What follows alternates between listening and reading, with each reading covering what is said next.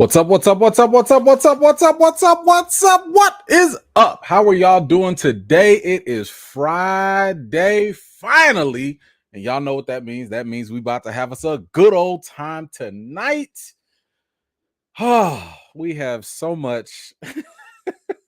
There's so much stuff just going on. It's been such a mess. Just in case, if you're new here and you're like, yo, who's this guy? I'm E-Man from E-Man's Movie Reviews. And today in this live chat, y'all, we gonna talk about Victoria Alonso getting fired. We gonna talk about a lot of what's been going on with Shazam, the mess that's going on at DC still. I got some words for Zachary Levi specifically because my man had a couple things to say. And you know what? I took it kind of personal.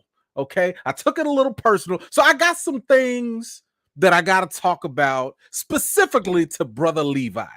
But we're going to cover that and so much more news later on.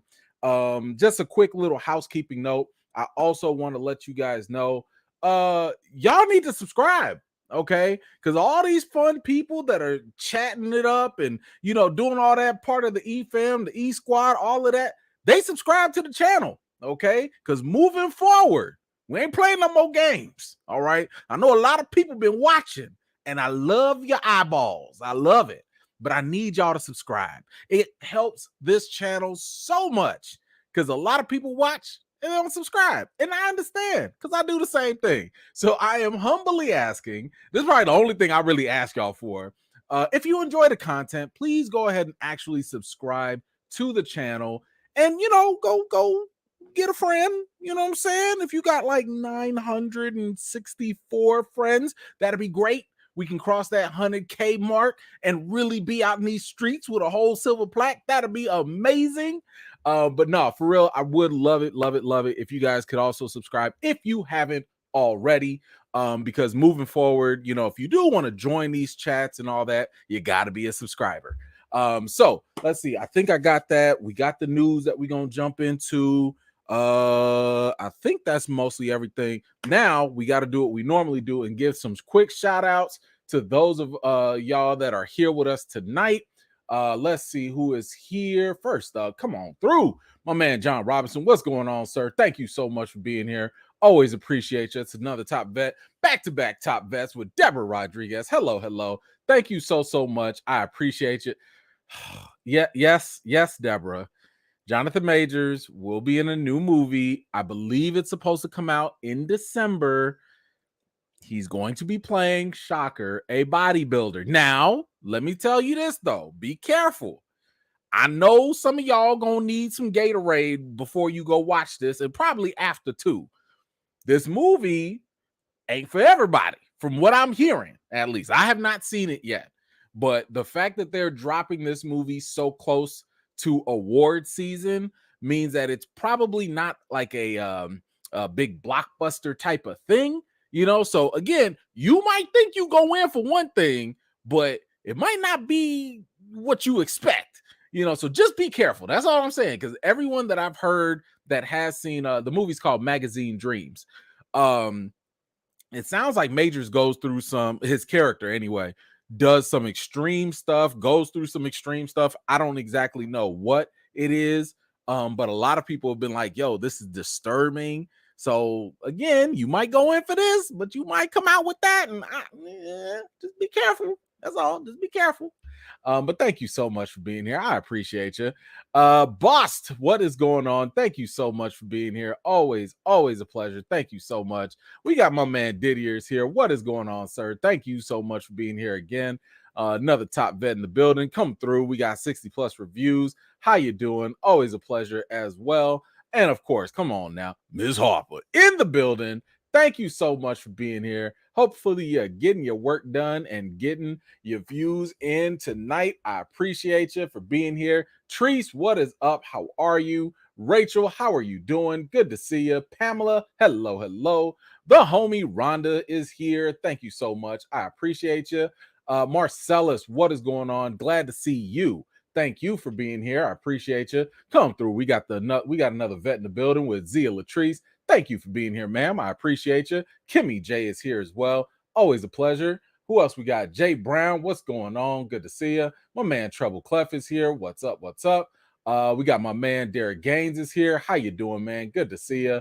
Pamela, what's going on? Gray, how you doing? Callow, what's going on?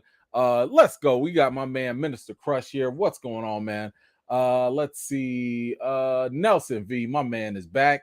Good to see you. Thank you so much. Tyra K is back again. Always a pleasure. Thank you so much. Kid Mello, good to see you again. Thank you for coming through. Kiki West. Oh, yes. Thank you so much for being here. I appreciate you. Jason, my man, what's going on, man? Good to see you again. Thank you for joining the live. Theo, how you doing? Soto, what's up? El Rey, hello. Happy Friday to you. My man Super Mario Bo, what's going on? Corey, how you doing? Philroy, what's up? Batman Jr., what's up? Let's see, what is this? Shantori, hello. Let's see, who else we got? Darnell, what's going on? Thank you so much for being here. Let's see, Allie, what's up? Carvan, what's going on? Good to see you. Thank you so much for making it. Metal X, how you doing? Chill Spot, what's going on? Ooh, wait a minute now. We got the missus. The queen is in the chat right now. Yes. Thank you so much, dear. I appreciate you, and I love them pajamas you wearing right now. I just wanted to put that out there for no real reason except to let you know that I love them PJs. Just want to let you know. Anywho, thank you so much, darling. I appreciate you for being here. Sean, what is up? How are you? Good to see you. IMAX, what's up? Good to see you again.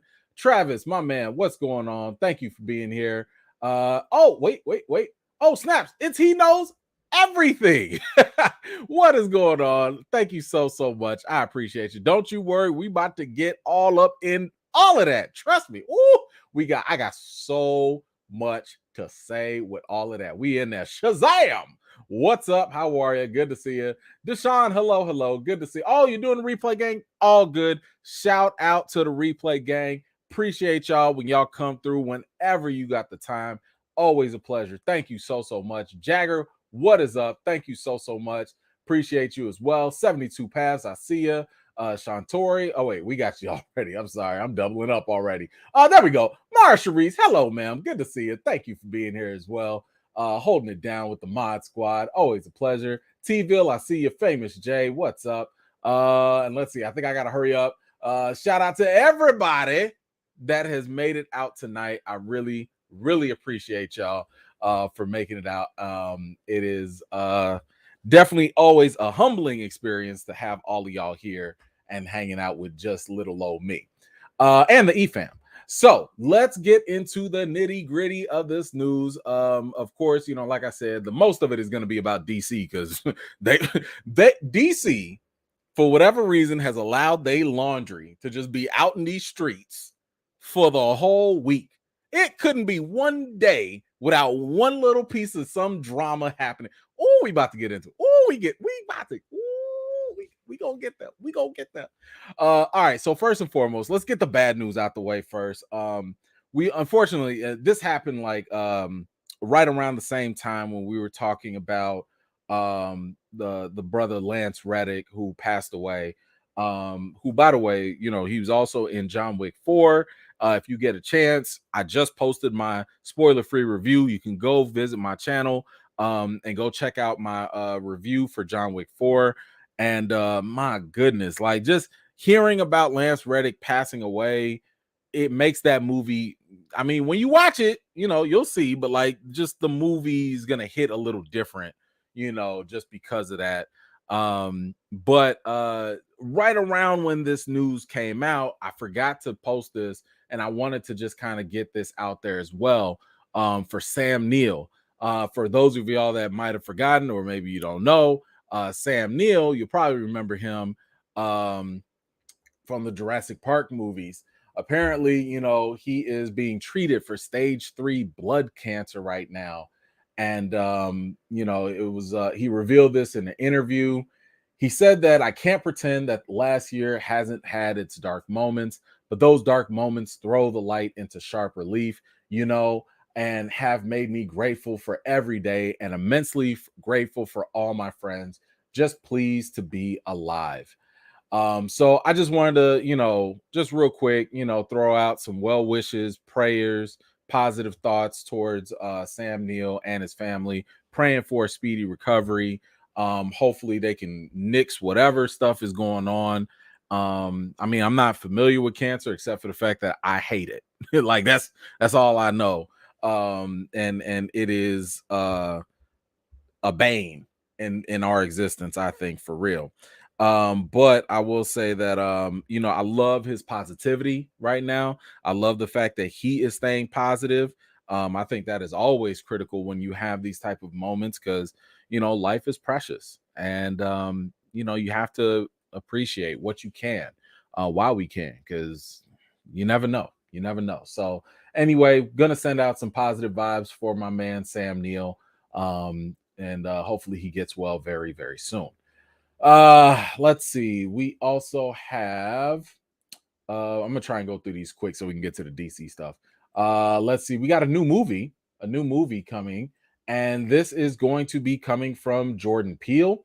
As you know, Jordan Peele gave us Get Out, he gave us Us, and he gave us Nope. And right now, it was just announced that apparently an untitled horror film, a horror thriller, is going to be coming from Peele's Monkey Paw Productions, and it's going to open in theaters September 27th, 2024. Now, nobody knows what this is actually about, but at the same time, the speculation is that it could be part of the Nope franchise. He did allude to this in past interviews, because if you remember in Nope, there was that spectator on a bike, and there was another uncredited person in the credits or whatever, and Peele had basically said like, oh yeah, that's gonna lead to something else. So maybe that's this movie, maybe it's something different, but either way, I'm here for anything and everything Jordan Peele gives us. So I'm very curious to see, like, are y'all just excited? Because I know some people are kind of like iffy on Peele now. Some are like, everything is not as good as Get Out, so blah. Or maybe you really like him. Let me know if you're excited about it one way or another. Let me grab this comment real quick. Nelson, what you got? I see why James Gunn not said much about Shazam too. Well, and here's the thing. Maybe he needs to. I'm going to talk about that a little bit later as well, but I mean, listen, before, I'm not going to get too deep into it, but didn't I tell y'all about them red flags? Who in here is shocked? Who is surprised? I've been telling y'all weeks. This is before I seen the movie.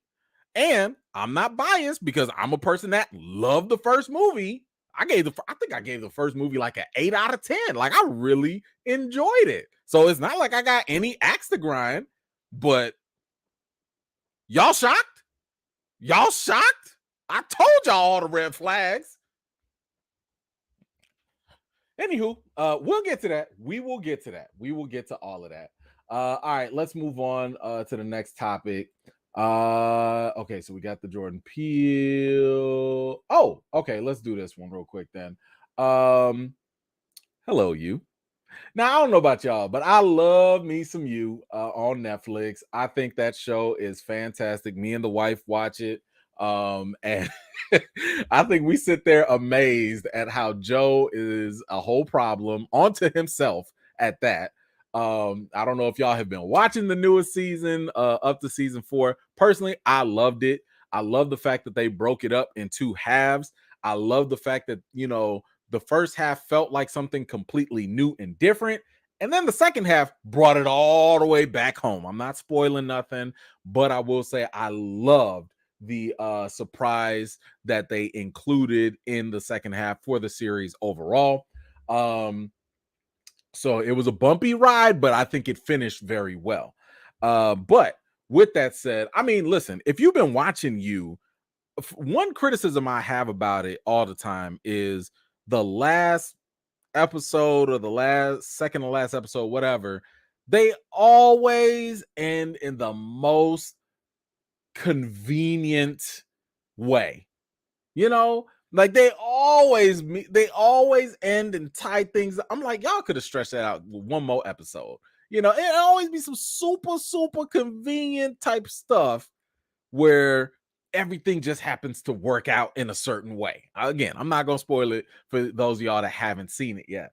But I would say this show has found a very intriguing way to constantly raise the stakes, to constantly do something different, even though it feels a little familiar. So it is definitely one of my favorite shows whenever it comes on. Now, with all of that said, we just got an update on it. It's good, and I don't know, for some might be bad. Well, it looks like You is being renewed for the 5th but final season. So this says that Penn Badgley as the prolific serial killer Joe Goldberg has been renewed for a 5th and final season. Season 5 will have a change in showrunners as well. So that right there is going to be interesting to see what they do with different showrunners here. But yeah, that's I think I feel comfortable with the fact that they're going to end this, because to be honest, even though they keep raising the stakes, you can only go so far before this stuff gets extremely unrealistic. Some things push that boundary, but you let it go because you want to keep watching the show. But I think I'm very okay with the fact that they're going to end it at season 5. That's a good 5 seasons is usually, in my opinion, a good sweet spot to like end a series and just make it a good self-contained thing. You don't have to run it off the tracks. Just tell your story with a beginning, a good middle, and a satisfying ending. So I'm hopeful that however they end this, it's satisfying. Now, how they end it is going to be up to whoever. I mean, there have been a lot of speculation. Should Joe die? Should he be arrested?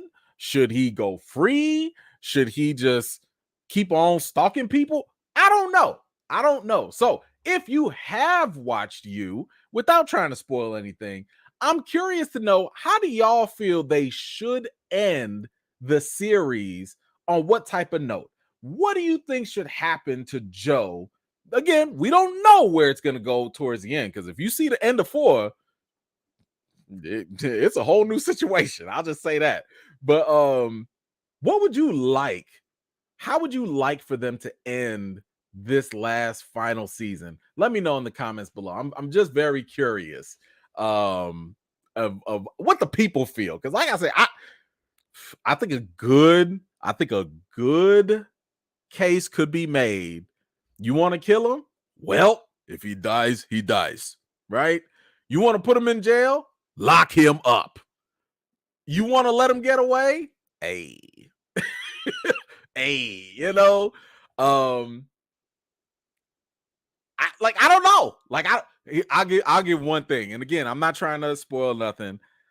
I would not be surprised if Joe effed around and found out. And I think it'd be very interesting if they end the entire season or series with Joe locked away in the cage.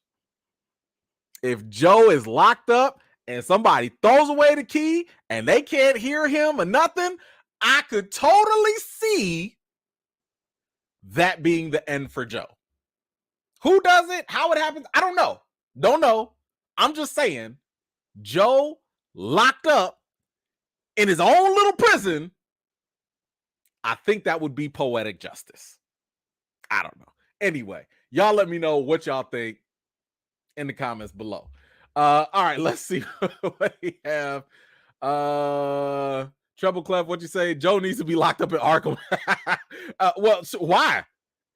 Everybody gets out. Everybody got a free pass to just get up and walk out Because who gonna stop him? Batman? Sagat laughed. Don't nobody, Arkham don't hold nobody. Arkham they don't hold nobody. You get a 1-day spa treatment in Arkham, and then you walk out in them Gotham streets. They ain't gonna do nothing. They ain't gonna do nothing. Tyra, what you got? Everybody who survived him needs to team up. Ooh. That, listen, I'm not gonna speak on it because I don't want to spoil nothing, but you know what? You know what? That could be something, Tyra. That could be something. Good thought. All right, what we got? Tony, what you got? Tony movie. Question: who do you think is to blame for the mess of the DCEU? Zack Snyder, Joss Whedon, or the old regime of Warner Brothers? Toby Emmerich, Kevin, I can't say that name, Jeff Johns, or John Berg, and Walter Hamada. Okay, that's a very interesting question. I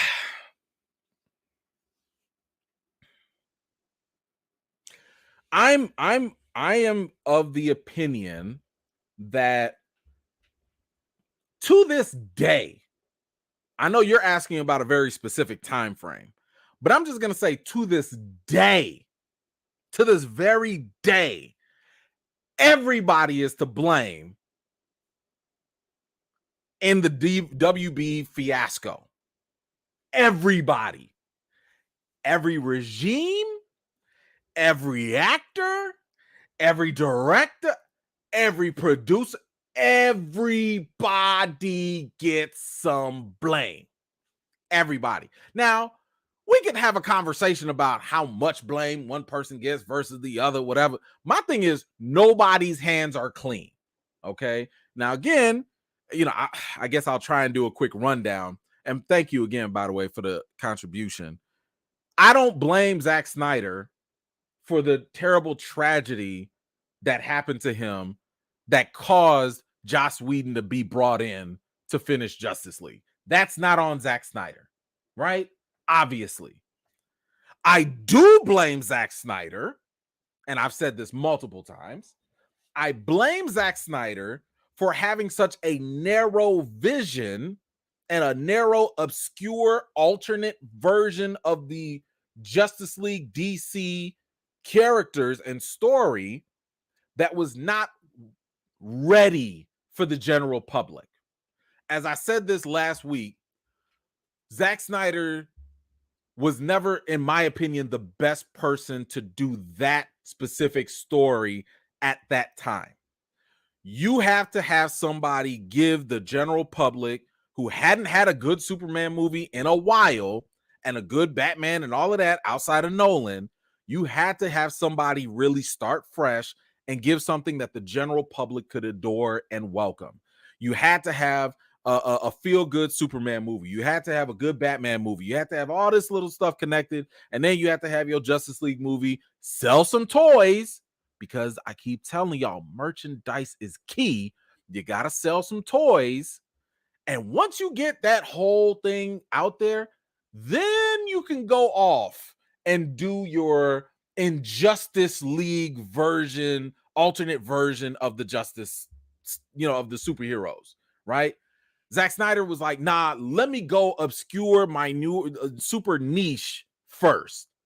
That vision, unfortunately, was not a wise one in my opinion. Again, and let me make this very clear. Everyone is entitled to their opinion if you like the movie or not. I'm talking about the execution and the results of what happened. The Snyderverse, the Snyder, everything was not successful. It doesn't matter how many people want to petition. It doesn't matter how many people want to raise hashtags. It doesn't matter how many people swear up and down. It was great. The numbers don't lie. Everything except for Aquaman and Wonder Woman practically underperformed with the Snyder vision, or most things. Let's just say most things. Superman movie, Man of Steel, it was okay, but whatever. Batman v Superman, you got two of the most popular characters in history and fictional, fictional popular characters, and y'all don't hit 1 billion in an age where superheroes are thriving. That's a failure. That's a failure. Another criticism, you have the vision to take one of the most iconic stories for Superman, which is the death of Superman, and you cram it into a 20-minute segment, and then you ruin it right there at the very end, showing that he's just alive. That literally should have been Man of Steel 2 or a separate movie in itself. The death of Superman? Are you kidding me? You gonna squeeze that into one movie? Into 20 minutes? That's bad executive producing, right? So this is the type of stuff that I blame Zack Snyder on. If I had to, man, this is long, and this is how long this whole thing is.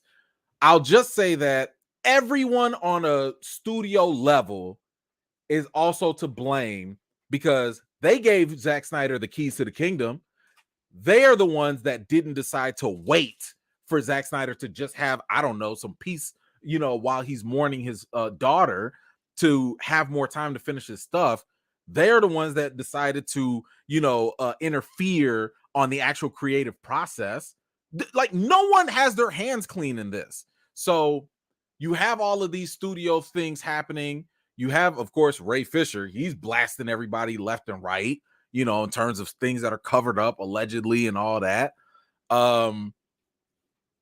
It's a mess. You can blame Ezra Miller for running like I don't know what this is. I blame him for that. I don't know what this is with the Flash. I blame him and Zack Snyder for that. I mean, everything just sucks. Everything is bad. Like, what's that song? Everything is awesome. No, the opposite of that. The bizarro version of that is everything in DC so far. And honestly, it still keeps going. It still keeps going. Again, the shares of blame shifts. It depends on who you're talking about, but I think everyone is to blame. Woo, that was a long one, but I appreciate the contribution. I told y'all we was going to get into DC. We gonna get into it. Nelson, DCEU tried and failed to compete with the MCU, and that's another thing. Again, this is what happens when you try to copy someone's homework and you didn't study and you got all the answers wrong anyway. Like, how you gonna cheat and still fail? Like, you literally looked at their homework and you still failed. How? And by the way, y'all had the answer key. Y'all had it was an open book test. DC had an open book test. They cheated off of Marvel. They didn't have any character right restrictions. They had access to all their characters, unlike Marvel. They had A-list characters to use, while Marvel had to play with some B and C list characters. How you gonna fail on an open book test? How? See, y'all get me worked up, and I ain't even get to the real topics yet. See, just everybody gets the blame. Everybody. What was we even talking about? You? Where's that? Let's go. Let's move on from that. I'm sorry. Oh man, this makes me feel kind of bad. I've always liked this guy, this actor, and I know that the industry can be very, very bogus. We've talked about how, I've told y'all how the awards, the Oscars and Academy and stuff like that, right? Even if you don't win an Oscar, right? The fact that you're nominated, just getting nominated, is a way to excel your career in Hollywood. So, and I've also told y'all, when you're nominated or if you win, your name changes, okay? Like, you're no longer Denzel Washington. You are Oscar award-winning, Academy award-winning Denzel Washington. Even if you get nominated, you are no longer, Mahershala Ali, or whoever. You become Oscar nominated Mahershala Ali. By the way, he a two-time winner, so I don't want to disrespect my man right there. Two-time winner. Put some respect on Blade, by the way. So even when this is happening, this is supposed to give you a boost in your career. And unfortunately, it doesn't always happen for certain folks. We got my man, and I know y'all know him, one of the first Black Panthers we ever heard, Djimon Hounsou, said that he's still struggling to make $1 in Hollywood. Said, I feel tremendously cheated in terms of the pay and the workload. Now, keep in mind, my man has been acting. His career spans 33 years and includes 2 Academy Award nominations. 2. He said, I'm still struggling to make $1. I've come up in the business with some people who are absolutely well off and have very little of my accolades. So I feel cheated, tremendously cheated in terms of finances and in terms of the workload as well. I've gone to studios for meetings and they're like, wow, we felt like you just got off the boat and then went back after Amistad.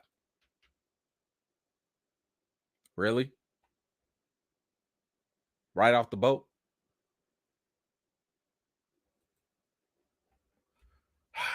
We didn't know you were here as a true actor. When you hear things like that, you can see that some people's vision of you or what you represent is very limiting. But it is what it is. It's up to me to redeem that. I still have to prove why I need to get paid. They always come at me with a complete lowball. We only have this much for the role, but we love you so much, and we really think you can bring so much.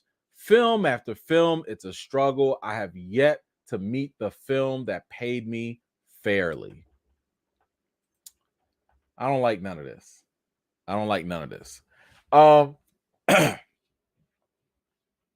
So this is just one of the ills of the industry, right? And it sucks. This is the type of stuff that sucks. So, by the way, when people talk about there's no systemic racism, this is part of it, right? If people are just consistently not hiring him for stuff, don't tell me that my man is a problem when he's like on set. I ain't never heard of him having professional issues. Everything I've seen him in, even though they're supporting roles, he nails it. I've not seen this man be in something and he hurt the movie in any way. Like, he usually adds to the film. So it sucks. I mean, I don't know if this is an agent issue. Like, maybe you just need a change of management, but I would assume that if you've been in this industry for 33 years, I would hope that he would be able to identify whether it was his agent or not. I would hope that. Because, I mean, look, we go 10 years and we ain't making no money. Bro, we got to change some things up. You know what I'm saying? But 33 years, 2 awards, nominations, and you still getting lowballed? Somebody actually said that off the boat? I don't know. Anyway, he does go on a little bit more about his frustrations, but to me, that is just, it's heartbreaking to hear that, just because, again, I mean, this guy has not missed, in my opinion, on anything I've seen him in. I've seen him be in terrible movies and still be some of the best, like one of the better parts of it. So whatever it is, Hollywood, y'all need to pay this man, because it's ridiculous. If y'all can go bending backwards to pay all these other folks or whatever and other less reserving roles, y'all can pay my man a little bit more too. It really shouldn't take like a A-list star to go out and speak or do this. And by the way, if there are A-list stars, speak up. We've seen stuff like that happen too, right? Will Smith had to renegotiate. I think, I don't know if he gave some of his pay or if he had to renegotiate some of the pay for the other actresses on King Richard, to help them out. Like sometimes it takes that number one to speak up for the other people. So I am glad that he's at least said something, because now hopefully that his name is out there and hopefully this is still going on. Something happens positive. Now, by the way, for the record, he did say that like he had a good time with Shazam and all of that. So I think Shazam is probably the exception. It'd be kind of messed up if he threw Shazam under the bus. Like, not now, bro, not now. But it does not seem like Shazam is the problem for him. It is primarily just the industry at large. But anyway, y'all let me know, how do you feel about Mr. Hunsu feeling like that, feeling cheated by the industry? Yeah, let me know your thoughts in the comments below. All right. Oh, excuse me. Next up, now, I don't know if you heard about this, but this was making waves as well. Okay, now Marvel don't usually have a lot of drama. They don't usually have a lot. But man, when they drama happen, they happen. And right now, Victoria Alonso got fired. I've tried to do my Vince McMahon voice. The fired. She got fired from Marvel. And this is, it's a little messy.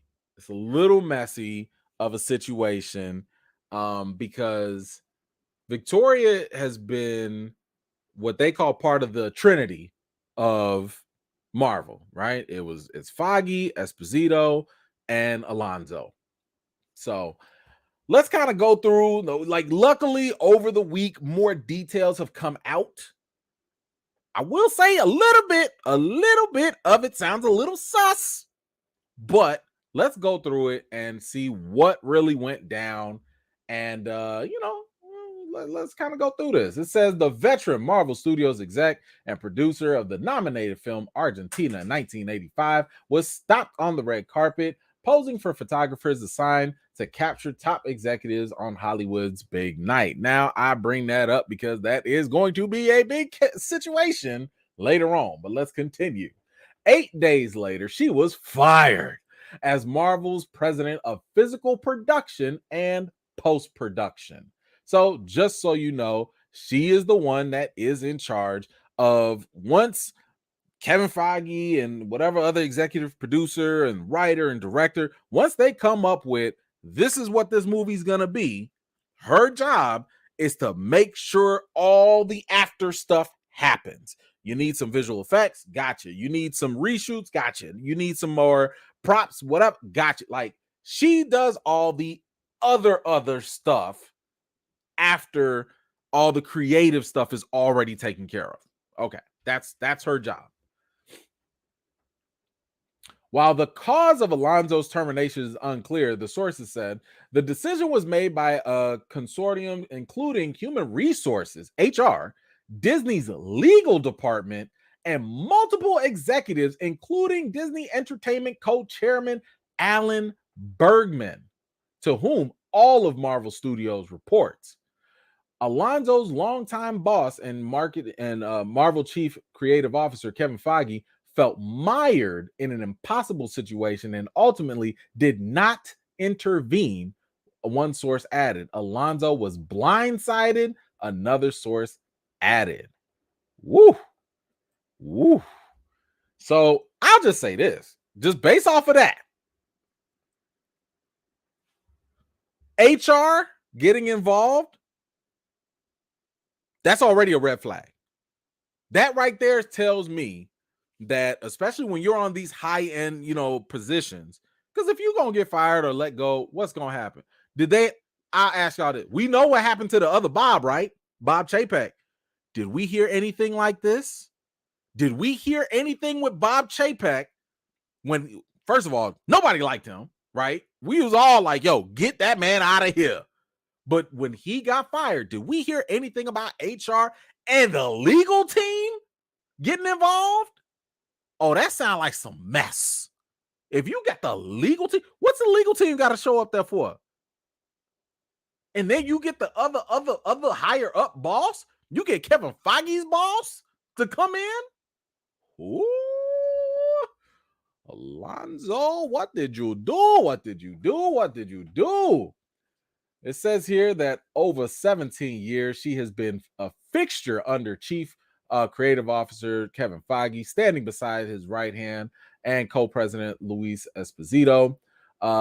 Numerous sources familiar with Marvel pointed to the tremendous pressure that the unit has been under over the past few years to deliver compelling content, not just to theaters, but also in the form of new streaming shows to bolster Disney Plus. Now, keep in mind, she had to be in charge of releasing 17 titles, that's 7 movies, 8 streaming projects, and 2 specials over 23 months. Listen, I don't work in the industry. But I'm going to just tell you right now, 17 projects in 23 months? That's a lot of work. Okay? That's a lot. Other studio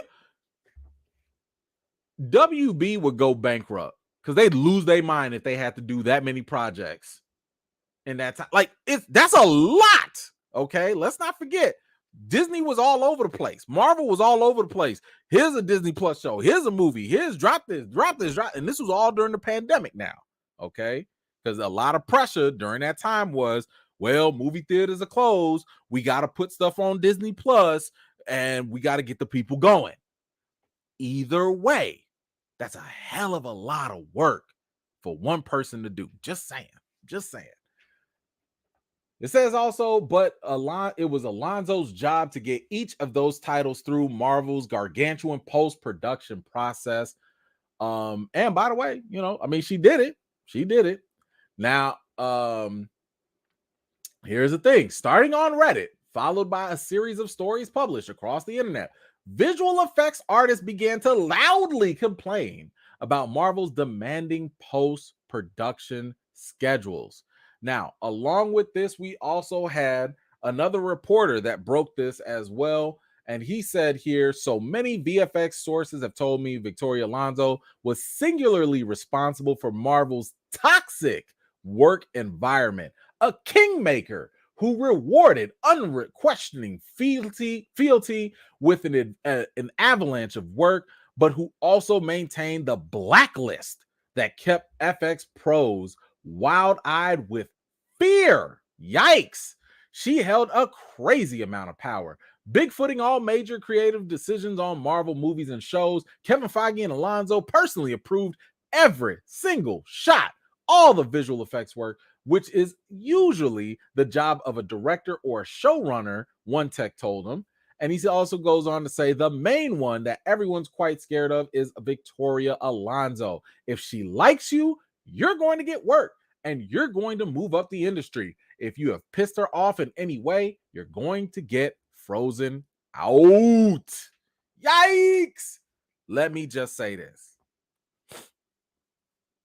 So, that's business. If you've worked in the corporate world, you already know that's just how business is done. I'm not saying that I'm condoning any type of, harassment or toxic work environments, right? Because I think that's kind of you really have to be specific when you talk about that. So one of the major complaints has been that Marvel's scheduling is very bad. We need this done by January, 1st. And then they're like, all right, we're going to work on that. And they're like, nah, psych, we want it earlier in November. And we want it like in 10 minutes. So I don't know, whatever. That could be problematic, right? But if you are not giving people opportunities to work because of personal grudges, I would say that's unprofessional. But I also think that that's something that is just part of the industry in the corporate world, right? I mean, there is a reason why people brown nose and stuff. I'm not condoning it. I'm just saying it happens. But the way they're categorizing this, blacklisting, So you mean to tell me I don't get no work at all just because I said what? No to something? Like how bad was it that people were scared, wild-eyed, as they said? Like, what? So, now keep in mind also, Marvel is like, one of the big head honchos in the industry. They provide a lot of the work. If you're in the VFX industry, like, you get a lot of work from Marvel. Now, there's another aspect to all of this. Of course, we've talked about this. The VFX industry is really deeply flawed, in my opinion, because they got to bid for work and everything. It's kind of like if you got two companies that do VFX work, you got to be like, all right, and Marvel shows up like, yo, who gonna fix the Hulk? Who gonna fix She-Hulk for us? Like, who want this job? Well, if you company A, we'll do it for like 10,000. Well, if you company B, you like, man, I know they gonna say 10,000. Man, we'll do it for 9,000. You got to keep on bidding, and you're not gonna get that much money because you want to get the job, but you also got to beat out the other company. And what's Marvel gonna do? Let them fight. Or better yet, let them bid. Marvel gonna sit back and just wait for them to get to the lowest offer. Sold. You get it. And then they have to go and put more pressure on them to get things done even quicker in a shorter amount of time with no pay raise. It's all jacked up. But according to this report or whatever, Alonzo was kind of sort of spearheading this stuff. I mean, she was in charge of all of this. She greenlit everything. She looked at everything. She's the one that gave you your work. Apparently, that rubbed a lot of people the wrong way. So, I think that it's also known that, especially when it comes to Phase 4, many of us have pointed out specifically the VFX on Marvel stuff was lackluster, to say the least. It was lagging. It was suffering bad. Okay. Now, I wouldn't say that the special effects would have saved, a lot of the things that happened in Phase 4. I mean, you had bigger problems than the visual effects. Okay. You had way bigger problems than just that. Writers, directors, but it was a consistent criticism for a long time. Okay. So I don't think that was like a death blow to Marvel. I mean, again, y'all trying to uptick the work. Y'all are trying to put more stuff on streaming. All of this stuff is new for everybody. It happens. But it does kind of sort of feel like y'all just want a scapegoat. That's how it feels like to me. I don't think, again, that Marvel's issues with VFX would have saved anything. But at the same time, if you got a whole industry complaining about one person, now, I take that back. Let me take that back. The industry individuals that made complaints complained against Marvel, but don't forget, Marvel works for Disney. Disney, and I've told y'all this even when it came to recast T'Challa, Disney don't care about that money like that. Disney does care about money, but not like that. You know what Disney cares about? Image, optics, the perception. They don't want to be associated with anything negative. You mean to tell us that a company, if I'm Disney, there's a company that works for us that people are accusing are abusing workers or creating toxic work environments? Not on our Disney watch, not on my Mickey Mouse watch. That's not happening. So somebody got to take that fall. Now, I'll tell you this. It ain't going to be Kevin Feige. Okay. You definitely aren't going to go for Kevin Feige in any way, shape, or form. Now, the buck does stop with him, right? He's Alonzo's boss. So you would think, but ain't nobody at Disney in a right mind finna touch the money man, Kevin Feige. Because I can tell y'all this right now, especially right now during this shift of phase 4 to phase 5. If Kevin Feige left today, you think people would be interested in whatever the hell comes up? I don't care if you talking about Fantastic Four, X-Men, Doctor Doom. I don't. Who driving that car? Who all gonna be at that party? Nah, I'm good. I'm gonna stay in. I'm gonna stay in and I'm gonna watch. Because I don't trust none of y'all. I don't trust there's not one person at Marvel right now, Marvel Studios, that I explicitly trust with anything that Kevin Feige is not at least supervising. Because one of the biggest problems is the fact that Kevin Feige's been spread too thin. He had so many things to do. He running around doing this, and this. The quality of the MCU has gone down. So what happens? Big Papa, Bob Iger comes back. And what does he say? Yo, we got to scale back. Cool, great. Let's scale it back. Let's give more quality control. Great. But now apparently they still got to do something. Look, I don't know what relationship Esposito's got over there. But apparently they made a choice. But again, let's not forget, because we got another piece of the story now, and it just came out today. I told y'all it was something for them to bring in HR and the legal team. That just doesn't happen. But we got some more. It says here, Alonzo was one of 8 producers of the Argentine historical drama, which was distributed by Amazon and competed for the Best International Feature Oscar. However, by assuming that role, she breached her contract several times, according to sources. After repeated warnings, the situation came to a head the week after the Academy Awards and ultimately led to her termination. According to insiders, Alonzo breached a 2018 agreement that included the company's standards of business conduct, which states that employees cannot work for competing studios. Sources say that Alonzo did not ask permission to work on Argentina 1985, nor did she give notice. However, IndieWire published a piece last month on the film stating that she did have permission.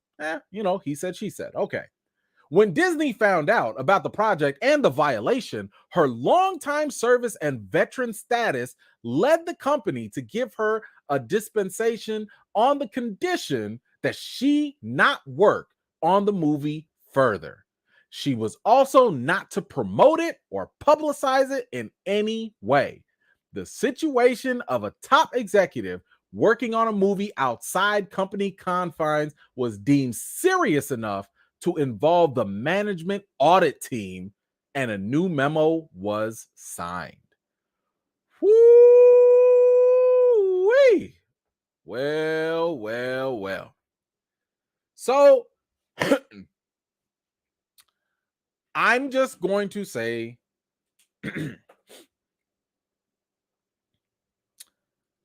I'm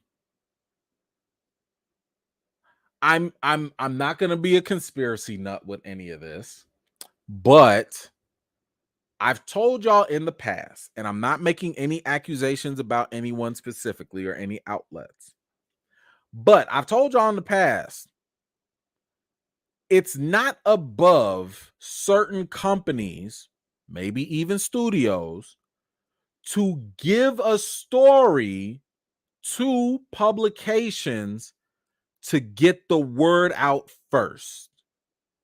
Because when you get to shape the story, now you put the other side on defense. Just saying. It's just real interesting that now y'all got a bunch of insiders giving y'all very, very one-sided information. I'm not saying whether the information is true. I'm not saying whether it's false.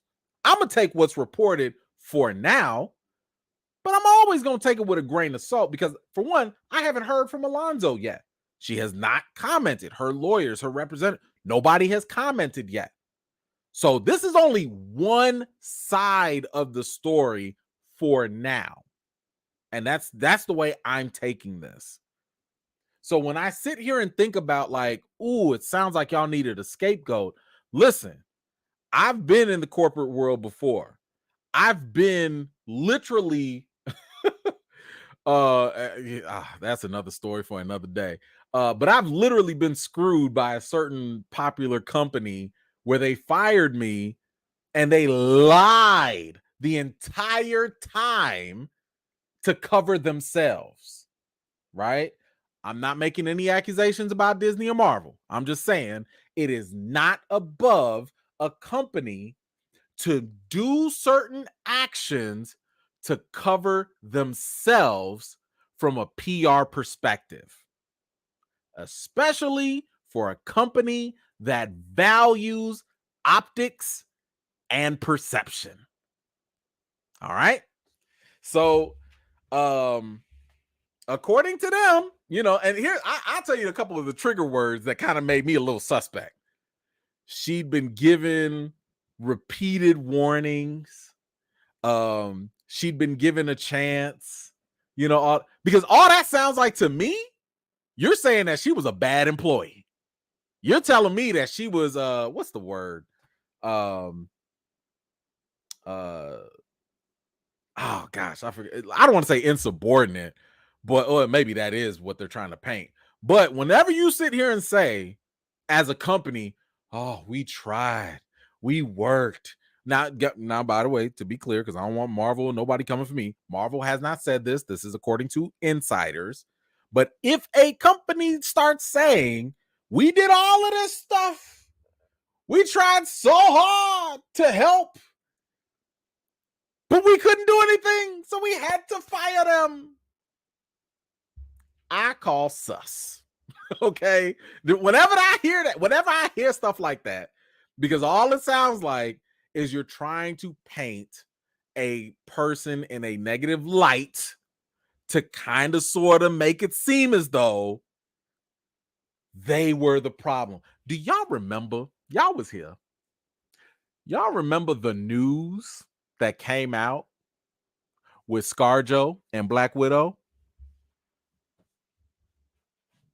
Y'all remember how ScarJo was put out in these streets as not caring about the kids? She don't care about the people in the pandemic. She don't care about nobody in life. She hate puppies. She hates kittens. She hate everything. And she just being greedy because they didn't want to give her the money that was in her contract. Y'all remember that?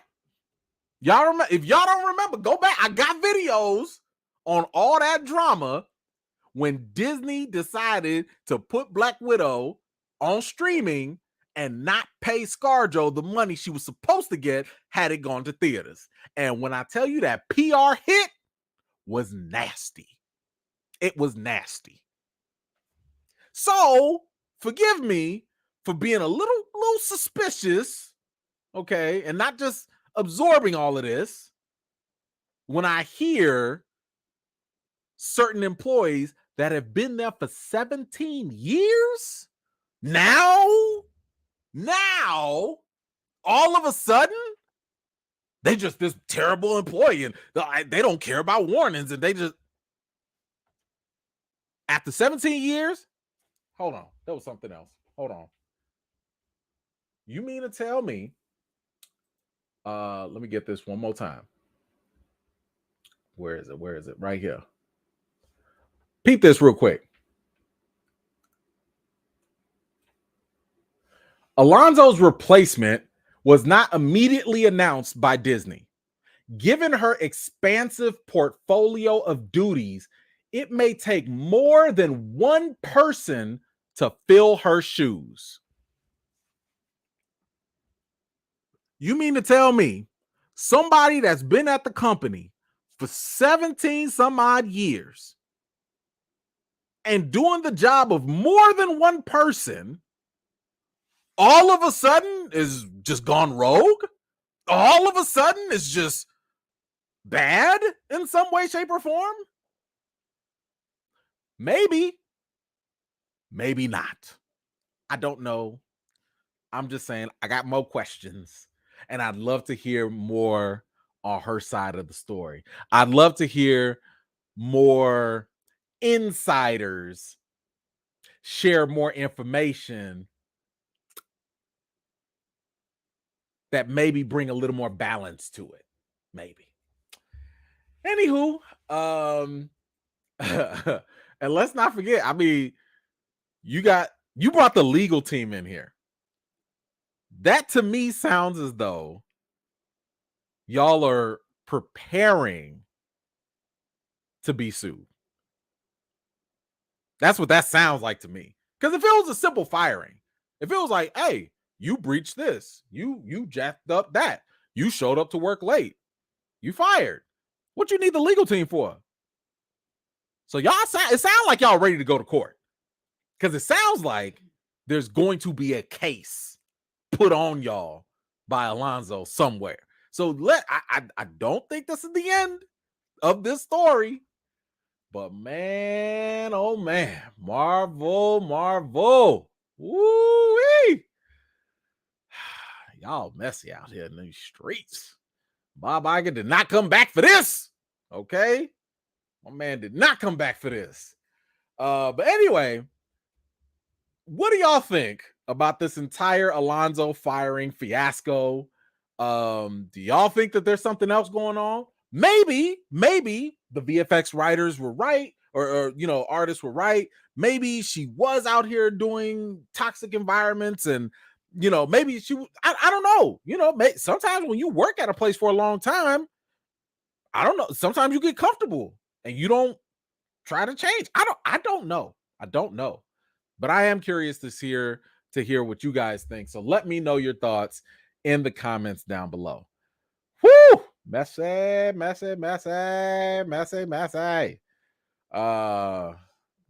But by the way, and I'm not trying to play favorites or nothing.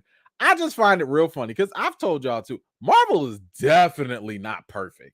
Okay, I'll never say that they are perfect. I say they obviously at the top by default because the competition ain't up there with them. But man, it's just so funny to me that this is probably like their second or third scandal, give or take. Meanwhile, DC got like a weekly. It's like they be like, yo, like 0 days without incident. Oh, here go 1 day without incident. No, there go Ezra Miller again. Another day. Oh, somebody said something about Snyder. Oh, James Gunn did something. Like y'all. It's like why can't y'all just chill out? Like, I don't understand. Oh, okay. I'm scrolling up. I'm trying to make sure I didn't miss nobody here. I just think it's real funny. Like Marvel got like some issues. What, once every 3 years? DC got one every 3 days. It's just a mess. It is a mess. Just my opinions. Oh man, thank you, brother, so much for that. Alonzo got her hand caught in the cookie jar. I don't know. I'm just kidding. Or LOL. Doesn't Kevin Feige want Alan Bergman's job also? So is it true she had zero to do with creative decisions? She say something inappropriate. So yeah, I mean, I know this is a little bit older, but no, from the description of her job, she did not really have too much to do on the creative side, except for at least what's reported, just picking out like the actual images. Like again, if Thor 4 was decided to be as goofy and dumb and have them goats and stuff in it, she had to work with that. So I guess the most creative we could get is she had to make sure that whatever Feige and them already decided, all this stuff was going to get produced and handled. Yo, this is what they told me. I'm just here to make sure I execute it, About Feige, I know there was a rumor about that he wanted Bergman's job. Personally, I think Feige needs to chill out. That's just me. I think he needs to chill out and get these movies together. You know what I'm saying? Hit me up with phase 5, 6, 7, 11, 12, and then you can go do all that other stuff later. Okay, because right now you cannot leave. The MCU cannot withstand the lack of presence of Kevin Feige right now. Okay, you can have your minions under you, but Kevin Feige cannot be removed from this equation. That would be like, it would be like Apple losing Steve Jobs. Like when Apple lost Steve Jobs, that was a hit. Have y'all not noticed that ever since I remember, because I was an early investor in Apple, not early like that, but I invested in Apple like a couple years ago. And I remember one of the main reasons I wanted to start investing into Apple was because they kept leading in what appeared to be innovation. Every day or every couple of months or whatever, Steve Jobs would be like, yo, I just got this thing. It's called an iPod. Y'all should get down on this. There were MP3 players way before that, but this man came through with a whole iPod and changed the game. Then he came around and was like, man, I got this other thing. We got this thing called an iPhone. Like, we had phones already, but this man came and changed the game. Every time the stock kept going up, everything kept going up because he made everything feel fresh and new. Hey, we're going to take this iPad and we're going to do this. And like, oh, people lost their minds. But now, once he's gone, you take the creative juices out of it. You got the other CEO, Tim, whatever, I forget his name. I mean, he a businessman. He like, yo, we're going to give you the iPhone 14 SE Plus.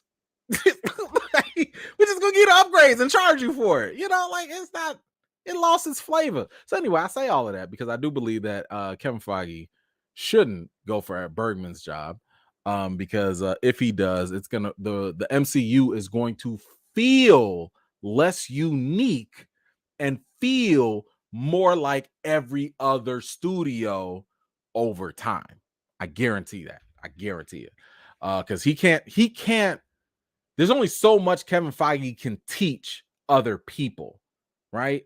He could teach them maybe how to make a movie or how to operate this or whatever, but there are certain things that certain individuals just have a knack for based off of their own experiences, their own knowledge that you can't replicate. Again, look at DC, look at WB. They want someone like Kevin Feige. They have to get two people just to try to mimic those results. Anyway, thank you for that, brother. I appreciate you. So yeah, we just have to wait and see if like her side of the story. I am very, very curious to hear what else might come out on her side of things. Yeah, we'll see where that goes. All right, let's move on. Tim Apple. Shut up. I know Tim Apple. You know what? I thought about that too. But I didn't want to say it. Tim Apple. I was so close to saying it too. All right. Oh yeah, well, we were talking about him earlier. Snyder strikes again. Oh boy. So we talked about this earlier about Zack Snyder. So he made his decisions, and they were not, again, no matter how much you like it, how much you feel, whatever you think, the Snyderverse was a failure overall. It underperformed. It doesn't matter if it made some money. It never lived up to the potential that the characters behind it should have earned in the current market for superhero movies today. You cannot refute that. It doesn't matter. Okay? The Snyderverse failed. With that said, the Snyderverse fans have never given up hope. And that's fine. I have no problem with people expressing their desire to see things and to want things to happen. I get it. I'm fine with it. I got no issue with it.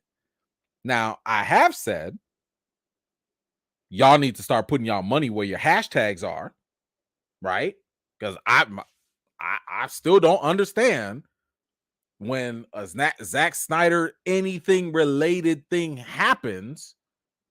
Why aren't there more efforts put into supporting that? Because the biggest problem is the lack of money, the lack of performance. So again, even though some people like things, the money is the main driver at the end of the day. So they have never given up hope, which again is fine. They've come up with some interesting ideas, like trying to petition to have WB sell the Snyderverse to Netflix. All right, I guess, whatever. James Gunn, the current co-CEO, already said that ain't realistic. Or it's just not happening. Let's just say that. But finally, and I've also said this too, Snyder has also egged a lot of people on. He'll like certain posts, and whenever he likes those certain posts, that gives people hope. It really does. So somebody can be like, "Oh, sell to the Snyderverse, Snyderverse to Netflix," and he'll like that post, and he'll be like, "See, he likes it. We have hope again." Like he does that kind of stuff. Well, I don't know if this is a good thing or a bad thing. So I'm just going to report on it. I don't know. But he ain't done yet because, man, he is back at it again. Because right now, Zack Snyder has announced a Justice League event that is going to be happening in just a few weeks, if not a month or so. He has just revealed a new Justice League event, which is basically going to be SnyderCon. That's not egotistical, right? No, it's not.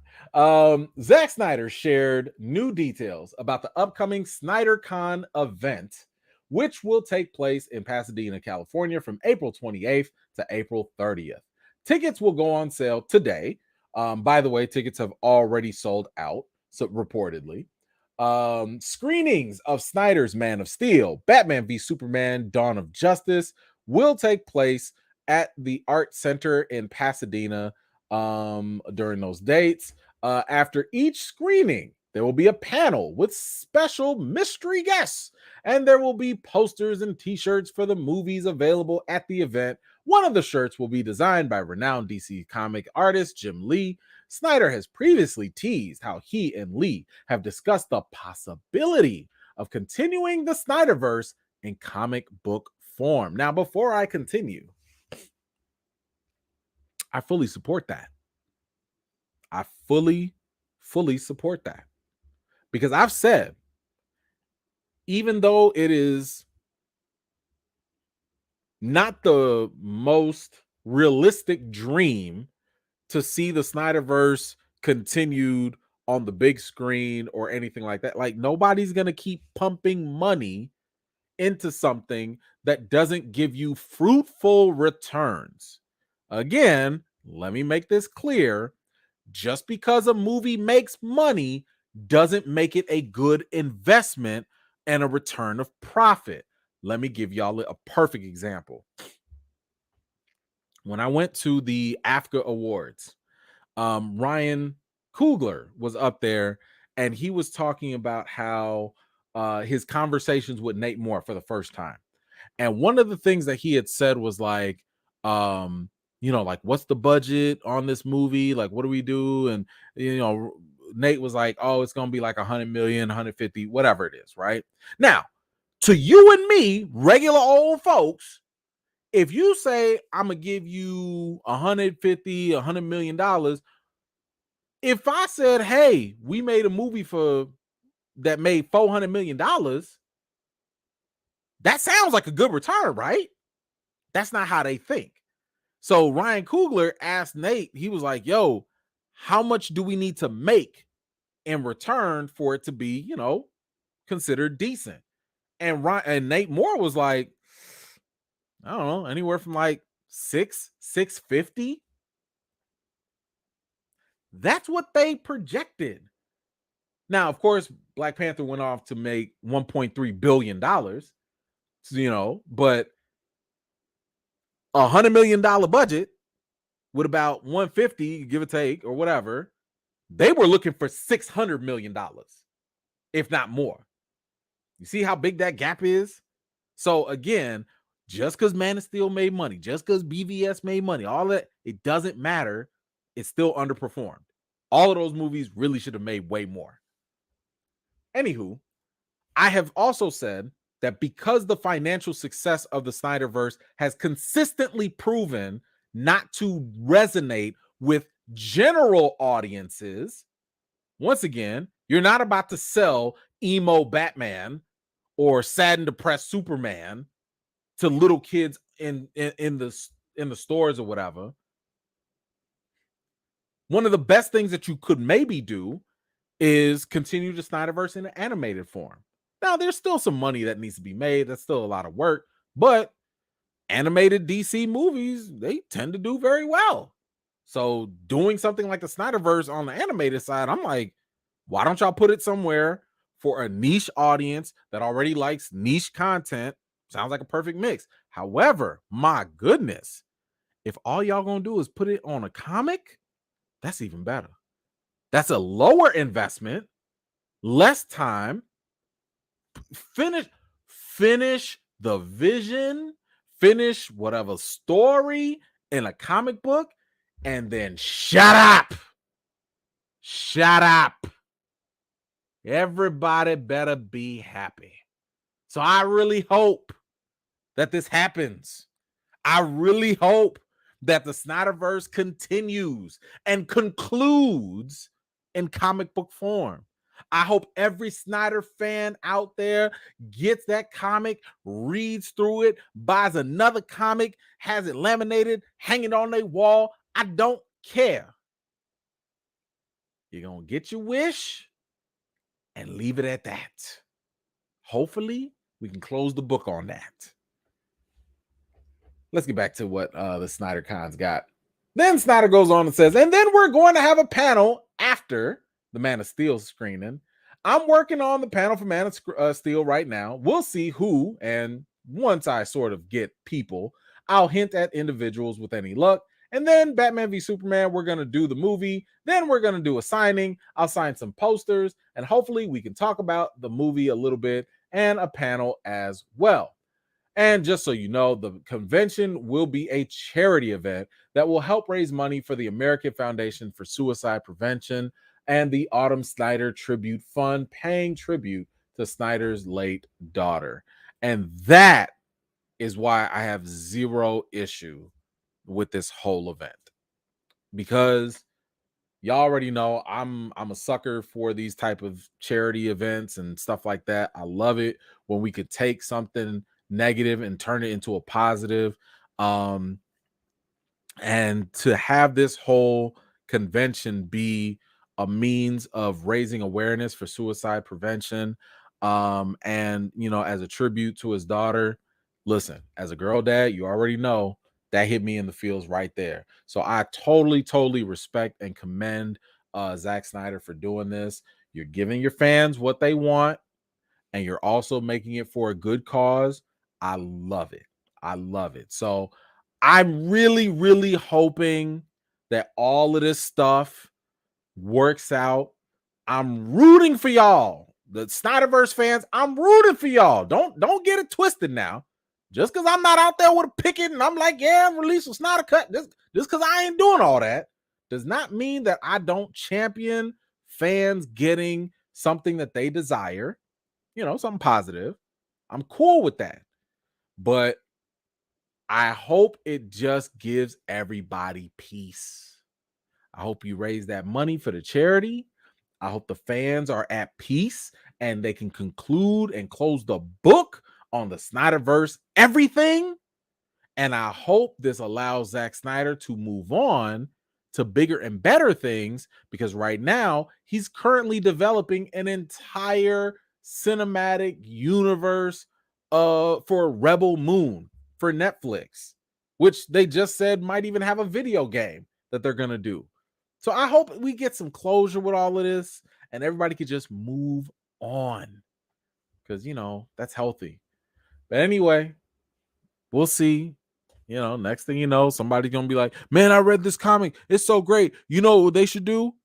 Make it a movie. Please don't. Please don't. Like, just chill out. Chill out. Anyway, what do y'all think about SnyderCon? Like I said, the tickets have been sold out, so you couldn't go if you wanted to. But I am wondering, would y'all want to go? Would you want to go to SnyderCon if you could? Would you like to go see whatchamacallit? Man of Steel and BVS? And that's the other thing. Which BVS you gonna show? You gonna show the theatrical version? I hope not.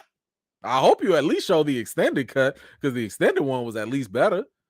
Now, are you gonna show the Zack Snyder Justice League one too? You gonna put all them 4 hours on the IMAX? That's a long time, but okay, we'll see. Let's see. But yeah, y'all let me know what you think in the comments down below.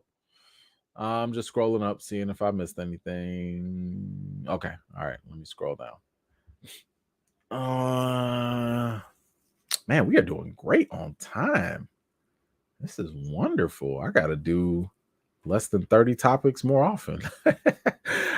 Didier, but isn't the Snyderverse comic already Injustice anyway? Yes. And by the way, Injustice is way better. Way better. But whatever. I don't want to step on nobody's toes. Listen, y'all want the Snyderverse? Y'all go have the Snyderverse. Fine. Go read that comic. Listen, make that comic number one. If you part of the Snyderverse, go make that comic number one. I keep telling y'all, put y'all money where your hashtags are, okay? Y'all be getting all these people to make these things go viral every other day, but don't put no money behind it to actually support the products.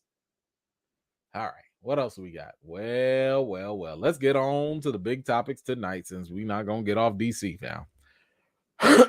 Y'all see I had to wear the Superman because it's a challenge to talk about all this stuff. I needed the strength of the Black Panther through Superman. So as I mentioned earlier on, hold on. Well, we got one more here. Let's go. Tony movie. What you got? Even director Todd Phillips said that it was a struggle to get the Joker movie made because Walter Hamada didn't get it, and plus they were worried about the merchandise, especially on Joker pajamas. Totally makes sense. That totally makes sense. And to be honest with you, I could also understand Hamada's perspective. Didn't I tell y'all earlier? Merchandise. It starts with merchandise. I told y'all that's where the money is at. If you can make a movie that little kids want, that's how you double dip. You got to double dip. That's part of the industry. Anyway, but yes, totally with you on that. It is a struggle to just get these things done. And imagine going up to the CEO or whoever, Zaslav, and saying like, yo, I know the Snyderverse movies have been critically panned. I know they have not performed well in box office according to expectations and potential. I know there is a negative connotation with some of the fandom. I know you gave me $30 million already to go ahead and finish the Snyderverse movie on HBO Max. But can I get another 100-something odd million dollars so I can make another Snyderverse movie? Please? Like, I know these sound like big numbers to us, but at some point, y'all don't get tired of handing money over to that cousin that don't never pay you back all the way.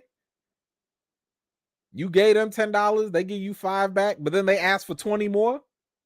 Like, y'all don't ever get tired of that? Of being like, I'm never gonna see my money come back. So, it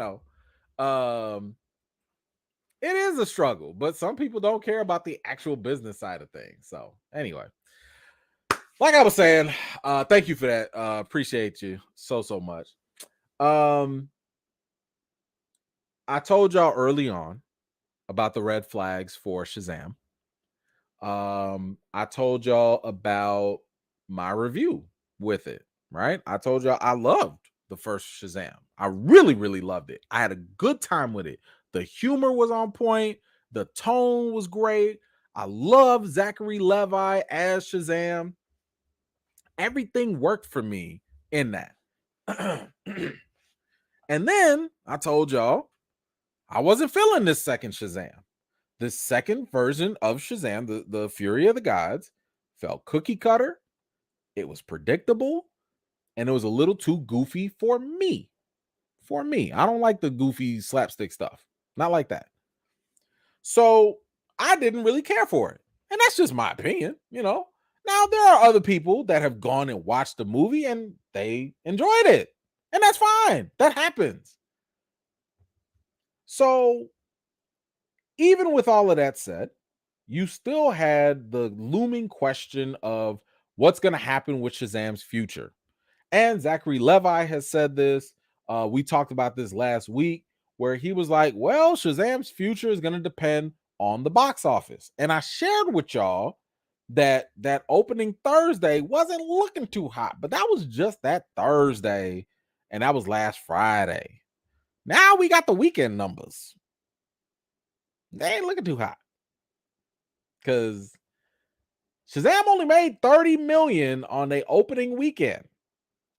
And that's not great. Hey, they opened number 1. Okay, that's nice. That's nice. But in 2019, to the better movie that I said I thought it was a better movie, it opened to 53 million.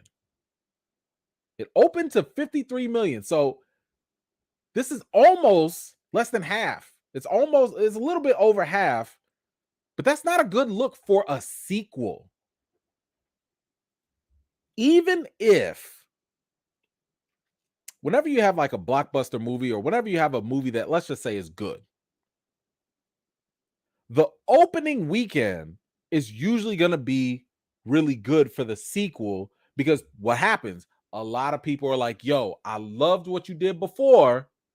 Let's see if you can do it again. So that first wave of people is how you get that overinflated box office. And if it's good, it's going to keep on getting people in and it's going to keep on going up. If it's bad, that second week is just going to dip even harder. Iron Man was great. You don't think people showed up for Iron Man 2?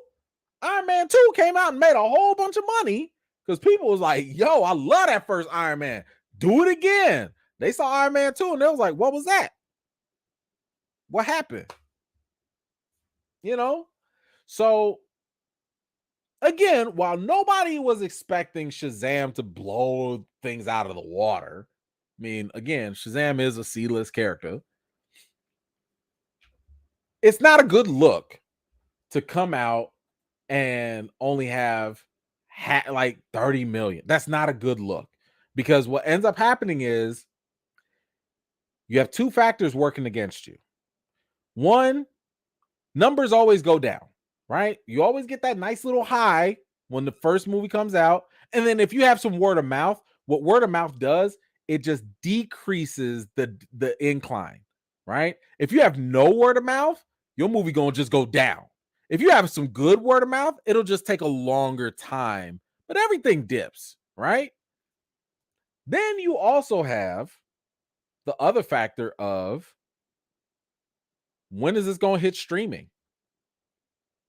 Because let's not forget, and we talked about this, back when the pandemic happened, they shortened the release window. It used to take 90 days for something to hit theaters, have its little run, have its time, and then go to streaming, DVD, whatever. Now, and I don't have the report right here, but I believe if you go to Amazon Prime right now and you look up Shazam Fury of the Gods, I believe Amazon was like, man, we're going to have this in 3 weeks. Which means in just 30 days, you could just stay at home and watch this. Y'all remember when The Rock tried to act like Black Adam was so great and he was like, but we're number 1 on iTunes. Bro, that's not the flex you thought it was. I say that respectfully because I am a fan of The Rock. I don't want to hear nobody talking about we number 1 on streaming when your movie was supposed to be a blockbuster movie. So, Mr. Shazam, all of y'all, don't y'all come in here talking about we're number 1 on Amazon Prime. Don't do it. Just don't. Just go read another script. Go. Don't do it. Anyway, so this was a problem. So we actually have the director, David Sandberg. He actually responded to, basically the movie bombing. And this is what he said. On Rotten Tomatoes, I just got my lowest critic score and my highest audience score on the same film. I wasn't expecting a repeat of the first movie critically, but I was still a little surprised because I think it's a good film. Oh well, as I've been saying for a while now, I'm very eager to go back to horror as well as trying some new things. After 6 years of Shazam, I'm definitely done with superheroes for now. Good. I fully support that. Go. Go do something else. Now, I have a mixed opinion with David Sandberg just because I've watched a lot of his movies. I think I've watched almost all of them. Let me make sure I'm not misspeaking, but I think I've seen almost everything he's done as a director. Because he only has like a couple movies under his belt. If I'm not, wait, is this the right guy? No, hold on. David F. Sandberg. Let me pull this up real quick. I do want to get his. There we go. I want to get his filmography here. Now, I do think he's a smart guy, right? But I've had a bit of an issue with his directing in the past. So one thing that he did, and he won like an award for this, right? Like it was a film festival award, and that was great. He did this little short called Lights Out. And I don't know, I'm not counting any of his other things like that. But Lights Out, I don't know if y'all ever saw this short. Now, I'm gonna warn y'all now. If you the scary type, don't go look for this. If you don't mind a little scary, I'd say mild scary. No, it's scary. I'll say it's scary because I ain't finna rewatch it. Go look up Lights Out short movie on YouTube. I believe it's on YouTube right now. And I'm not gonna tell you what happens, but basically it's this old lady. She's in her apartment. She turning off the lights. She thinks she sees something in the dark, and it's this long hallway. And she keep turning the lights on and off, and she thinks she sees something. I'm gonna leave it at that. Again, it's a short movie. All you seeing is just that. But I ain't gonna lie, that thing got your boy. Okay, that thing got your boy. So David Sandberg has got some skills. He's got some skills. I give him that. And when I saw that, he won the award for that, and he went off and did the movie Lights Out. Right? And that came out in 2016. That movie was trash. as someone who loves horror movies, I also get very frustrated with certain horror directors because they will do things like, okay, this is how you make a horror movie: A, B, C, D, E, F, G. And it'd be basic. And that's what he did with Lights Out, in my opinion. He took that great scene that he, in that short, he took that great thing, made a whole movie about it, and it was predictable and basic and not even scary. Then he moved on, and did he do... Okay, he did the second Annabelle. So he didn't do the first Annabelle, but he did the second Annabelle, Annabelle Creation. And that was fantastic. I was like, oh, okay, cool. He just had his rookie jitters. It's fine. He's got it. I loved Annabelle too. I thought Annabelle Creation was great. Then he goes and does Shazam. And I already told y'all multiple times, I love Shazam. So I was like, yo, my man's got it. He on a good stride. Then he did Shazam 2 and started going back to doing basic stuff. So I was like, you know what? There's something that we need to talk about here. When he said earlier, this is the first time that you had your high audience score and your low critic score. What kind of gets to me is the fact that I don't think directors have understood yet what that really means. It usually means that you and your movie ended up giving cheap payoffs and not enough work on the overall technical soundness of the film. And what I mean by technical soundness, I'm talking about I'm not talking about like the I should say fundamental soundness. So I'm not talking about the lighting of the cameras. I'm not talking about stuff like that. I'm talking about you didn't make sure that your movie made sense, or you didn't make sure that your movie had a unique voice, or you didn't make sure that the themes that you were thinking about were actually executed well. Because I've told y'all this, and this is no offense to nobody out here. Critics and fans are two different people. Critics and fans have two different expectations. As a fan, you have a very, very low bar to meet. When you go into a movie, there's only one box that needs to be checked off. Did this movie entertain me? Did it make me laugh? Did it make me cry? Did it make me scared? Did it make me think? That's all. Yep. Check mark. That's it. That's it for fans. All you need is to be entertained. So when you sit here and talk about, oh man, we got a high audience score, that's not saying a lot. I'm sorry, but it's just not all the time. And then as a critic, yo, how was the writing? How was the acting? How was the directing? How was the themes? How was the watchability? How was the rewatchability? How was the score? How was the production design? How was it these are people that actually have a sense of movies in your industry, and they gonna take it to you. If you do it right, they gonna love you for it. If you don't, they gonna tell you about yourself. So at some point, I need y'all to realize maybe it's the movie. Maybe. Now, Shazam flopped. The director is done. You would think that'd be the end of it. But no. What kind of WB would be WB if they just let things be? Okay, what would that be? Nah, come on now. That was never gonna happen. When in doubt, let's blame The Rock. Let's blame The Rock.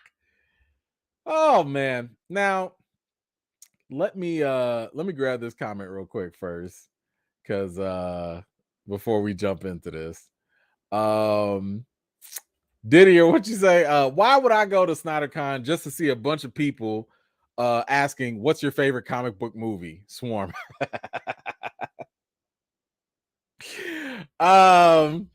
Yeah, that's a good one. Y'all gotta watch Swarm. I have not finished it. I've only watched like the first episode, no, two. But yeah, I haven't finished it yet. But Swarm is that's something. That is something so far. Thank you for that, Diddy. I appreciate you. Puma, what you got? I would love an Injustice movie, Freaky Fridays, after Shazam, Black Adam. They need help. Peacemaker can't save DC. Maybe they should recap. Maybe they should recast the child ops. Oops, Marvel MCU. Yeah, I mean, none of those are gonna save. At this point, the only thing DC can do is reset. That's it. Like that's literally all they can do is reset. So, we'll see if that happens. Thank you for that. Nelson, which movie was goofier, Thor 4 or Shazam 2? Ooh. Ooh, that's tough. I mean,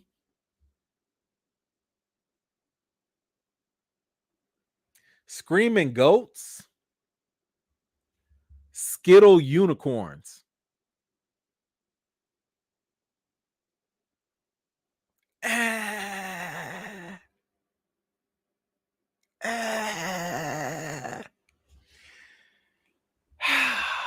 These are the hard questions. I'm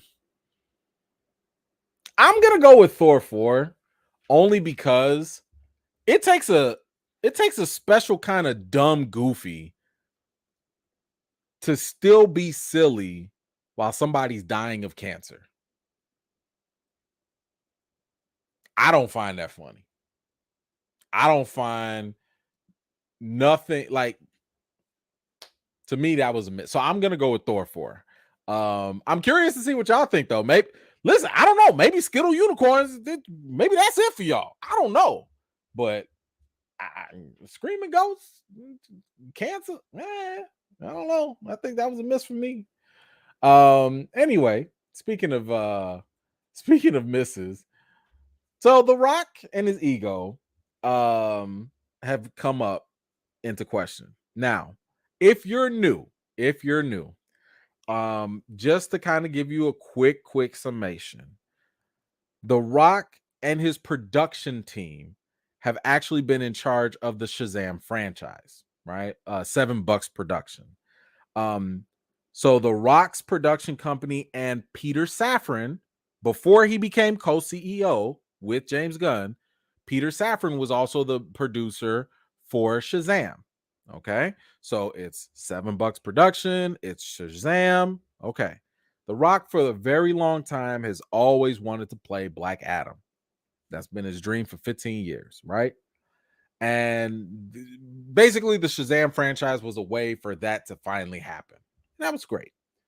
It was reported and admitted later on that basically The Rock did not want, yeah, he did admit this. He did not want to share the same screen with Shazam, right? He didn't want Black Adam to be some side character, which he is. And he wanted Black Adam to have his own movie. This, and I think we said this even when The Rock admitted this, reeked of ego, right? And even to The Rock's credit, on his Instagram, he did a story. Now he sometimes he'll talk and it'll be like indirect, but if you follow what's going on, he's talking about a certain situation. He talked about how basically his ego got the best of him, right? And that happens. He's human, right? And here, let me also, because again, I'm a fan of The Rock, so I'm gonna put a little respect on his name here. Has he not earned to have an ego? The Rock is like one of the number one movie stars in the world.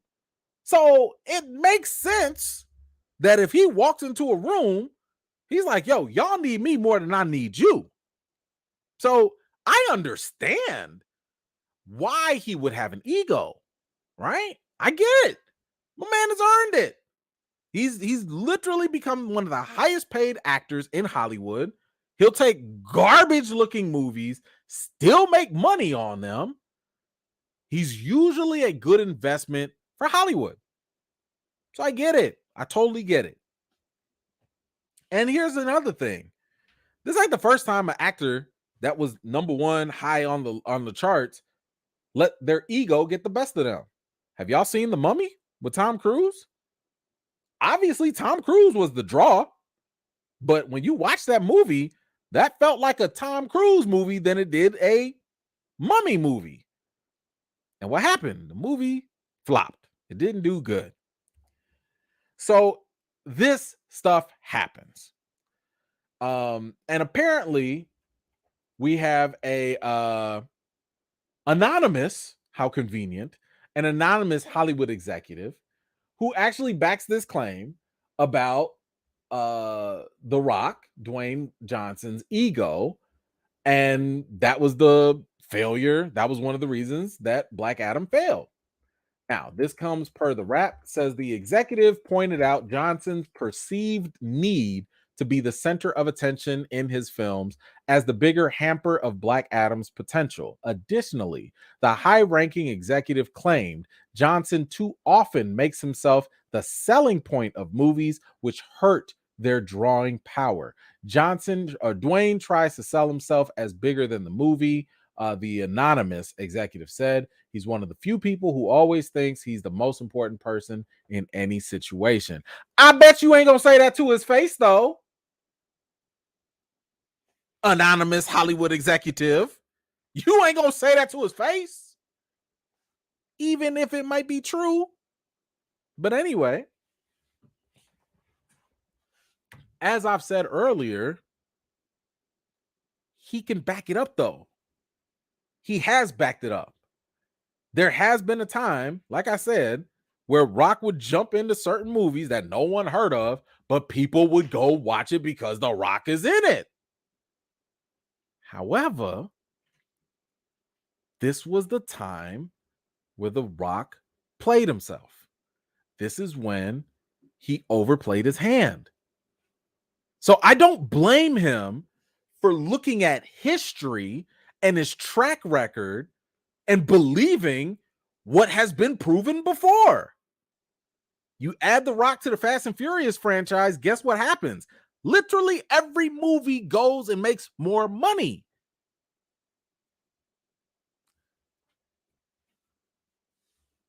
But Black Adam was a wake-up call. Black Adam was a wake-up call in the sense of when it comes to comic book movies, we don't care who is in the comic or who's in the movie.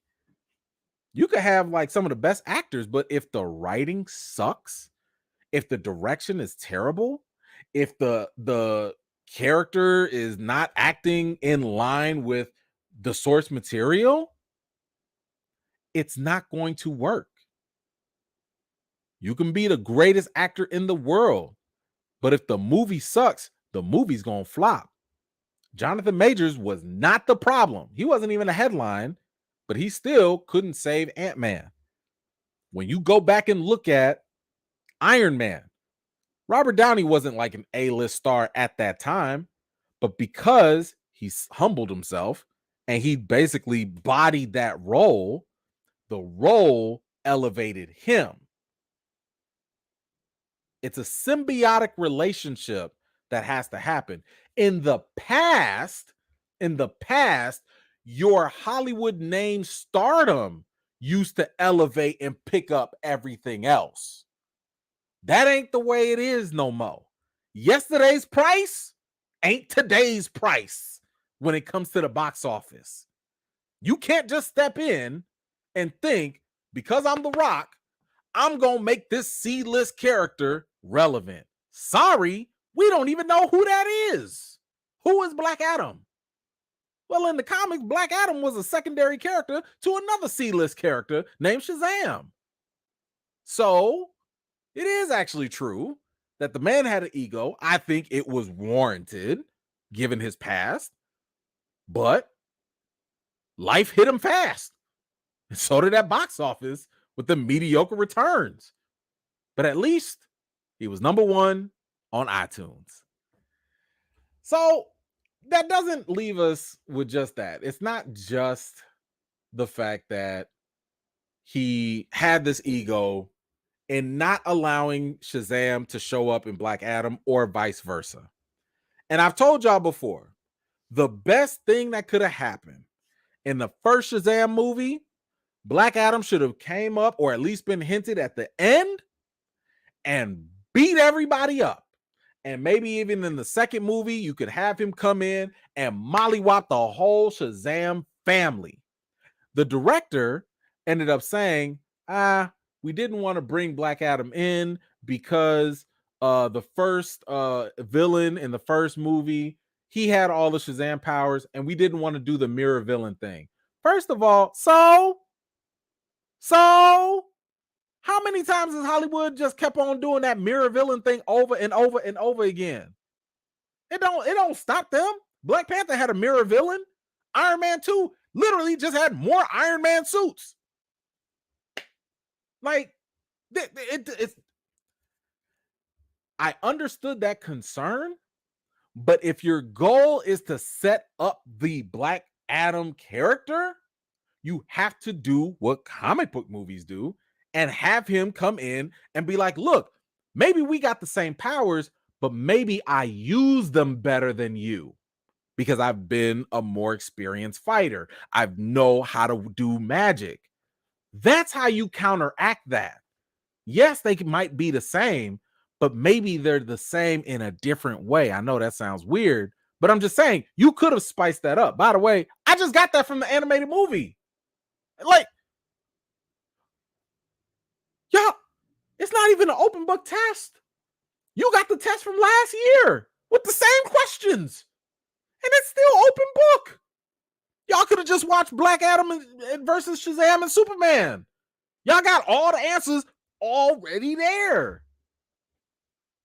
So before we get into the blame game and stuff, let me make it clear that my blame, because I still blame everybody, my blame for The Rock is going to be in the fact that from the very jump, by blocking Black Adam and Shazam meeting at all, that's where everything goes downhill. It's a trickle down effect. We're going to get into more blame later. But when it comes to the fact that Black Adam and Shazam have never seen each other in 2 movies, that is on The Rock. Period. I don't care what other excuses anybody comes up with. He vetoed it. He didn't want it to happen. He is one of the executive producers on the Shazam franchise, so he has say. This was a decision that they made, and they have to lay in bed with it. It happens. It happens. But he ain't scot-free. Now, that's for Black Adam. I think we're about to get into a minor spoiler here, because this is going to be a spoiler for Shazam 2. I don't care about Shazam 2. I don't, but I do care about y'all. So I'm going to put this up for now about Shazam 2. Spoiler alert. It's a minor spoiler. It's not crazy, but it does deal with the post-credit scene for Shazam 2. So if you got to tune away, whatever, do your thing. Okay, I'm putting a little banner thing down here to show you whatever. All right, that's it. You got your time. The blame game starts out now. So now a new report came out, and it was also said that it was The Rock's fault. The Rock's fault for why a certain post-credit scene didn't happen the way that it should have happened in Shazam 2. Here we go. Shazam 2 post-credit scene was harmed by Dwayne Johnson blocking any crossover with Black Adam. Yikes. Here's what this report had to say. It said, however, let me get this up a little higher. However, it seems that the final scene of the movie could have been different had it not been vetoed by Dwayne "The Rock" Johnson. Black Adam post-credit scene was originally meant to show Aldous Hodges, Hawkman, and another Justice Society members approach Shazam to join their team, but Johnson did not want Shazam anywhere near his movie, and in place arranged his now infamous Superman cameo. Yikes. Yikes. So what does that mean? So we got the whole Henry Cavill thing in Black Adam, right? That was the post-credit scene. And instead of Henry Cavill showing up for nothing, it really should have been the Justice League, the Justice Society being like, yo, this Black Adam might be a problem. We need to get some reinforcements. Let's go get this Shazam guy. And that was going to be how that connected. Now, again, y'all still should have had Shazam, Black Adam show up in Shazam, and now having Shazam show up. This would have made more practical sense. I mean, for my non-comic book readers, Black Adam was literally created as a villain for Shazam. This is almost like having a Batman movie or series, and you have a Joker movie or series, and they never meet. What's the point? What are we doing here? If Batman don't need Joker and Joker don't need Batman, who are they? They different peoples. They both maniacs in a different world. So The Rock pulled his weight and was like, you know what? I don't want no Shazam, nothing. I want the limelight. I want Black Adam to shine. And unfortunately, it didn't work out. Now, I will say this for the record, because a lot of people were like, oh, The Rock ruined Shazam 2 and made it flop. No, he didn't. Not really. I give The Rock about maybe 5% blame. Maybe 10. Maybe 10% blame for the lack of success in Shazam. Because like I said, The Rock's decision at the very beginning not to have these characters even meet, these characters that were literally made to meet, had a trickle-down effect. Because The Rock didn't want that to happen, well, Shazam had to pivot and go somewhere else. Because Shazam had to pivot, they had to do something else in their sequel. Because they did something else in their sequel and they still didn't have no Black Adam, well, they just sunk. So no, The Rock is not to blame directly for Shazam 2's lack of success. That blame, ladies and gentlemen, is on the director. That's it. It's on the writers. It's on the directors. It's on the actors. It's whoever made that movie. That movie flopped because it wasn't good. I'm sorry. Some people believed it was good. That movie flopped because it wasn't good enough to get the people going. All right. Now, let me grab some comments because we're only kind of halfway through this DC drama. I'm sorry, but yes, there's more. But before we get to it, let me grab some of these questions. I told y'all this was gonna be a DC, just the roof. Just they are on it. All right. Let me go up. All right, Puma. I'm actually gonna skip that question. Thank you so much for the support, but I just don't really want to make it personal things too much. I want to keep it kind of focused. But thank you, Puma Lee. I appreciate you as always for that. I just want to stay focused on the actual questions and topics. So, Tony Movie, what you got? I honestly think what started the whole downfall of the DCU was since the old executives were the first willing to go with Zack Snyder's plan for DCU until when BVS and Suicide Squad got panned by critics, then they turned back. So, yes, and then some. Like, I think people have to understand that, like, there are so many pitfalls and so many pivots that it's literally always something else. Because like I told you, the very moment that DC was like, you know what, or the executives were like, oh my gosh, we don't have enough Marvel fun. And maybe that came from critics. I don't know. But because they were looking over their shoulder at what Marvel was doing, instead of just being committed to just making good quality product, they started to pivot. That's why they went and got Joss Whedon. They thought Joss Whedon had the keys to the kingdom because he had already done 2 Avengers movies that made $1 billion.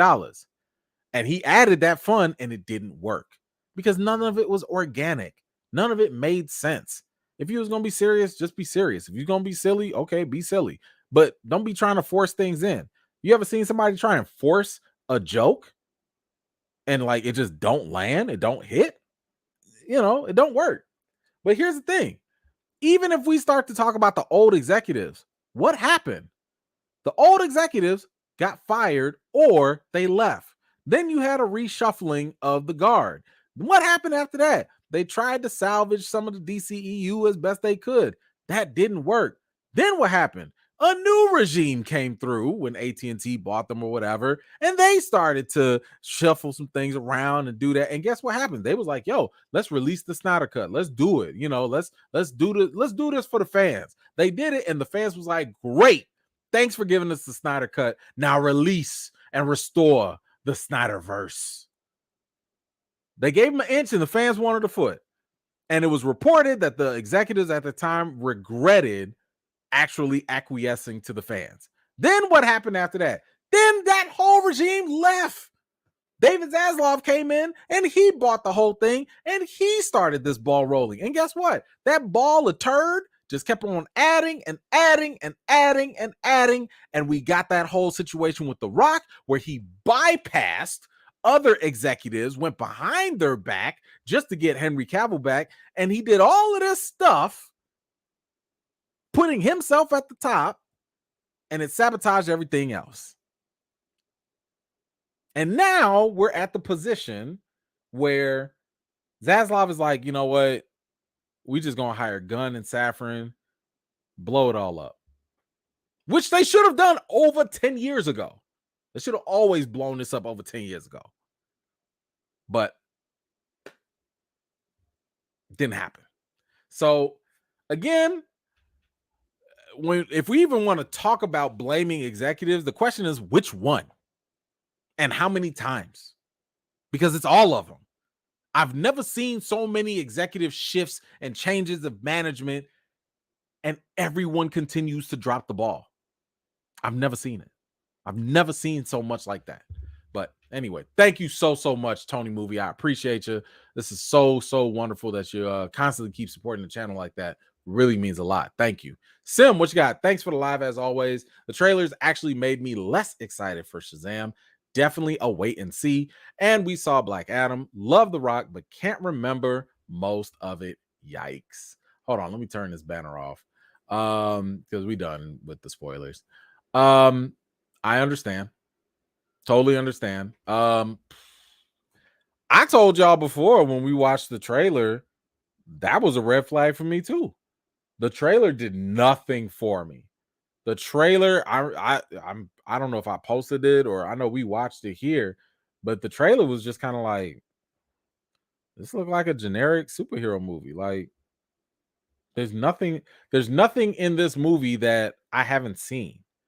Matter of fact, it's funny. I don't know if I told y'all this, but when I went to my screening, I thought it was real funny because I heard kids in the background, you know, maybe 7 years old, 8 years old, something like that. I heard them calling out the movie play by play. Oh, I bet he's going to do this. Oh, he's going to go do that. Oh, she's going to do this. I was like, that. And you right. It's like, okay, little Timmy. Like, oh my gosh. If you got little kids predicting your movies, that's never a good sign. I can't see that as a good thing. Take your time. Wait, Slim. You'll be all right. Sim. Sorry, I was calling you Slim. Ha. Yeah, it's weird. It's weird. All right, let's move on. Nelson, what you got? Shazam got venomized because it wasn't connected. Well, and it like that's part of it, right? Like, you mean to tell me that Venom wouldn't have made buku bucks had they just thrown Spider-Man in there? They could have thrown any Spider-Man. They ain't have to be Tom Holland's. Y'all could have picked up Garfield from the whatever he was doing and just thrown him in there. Y'all don't even have to show Spider-Man all the way. Y'all could just say he exists. Show him web slinging somewhere. Just little things like that could have gotten people at least excited. But instead, you make Venom 2. And I hope they learned their lesson. I really do. But I don't think they did because they're making Venom 3.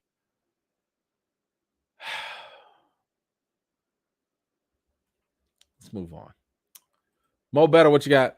If Marvel had ever casted someone from hip hop in the 90s to play Kingpin, who could you see playing him? It's between Fat Joe and Suge Knight for me.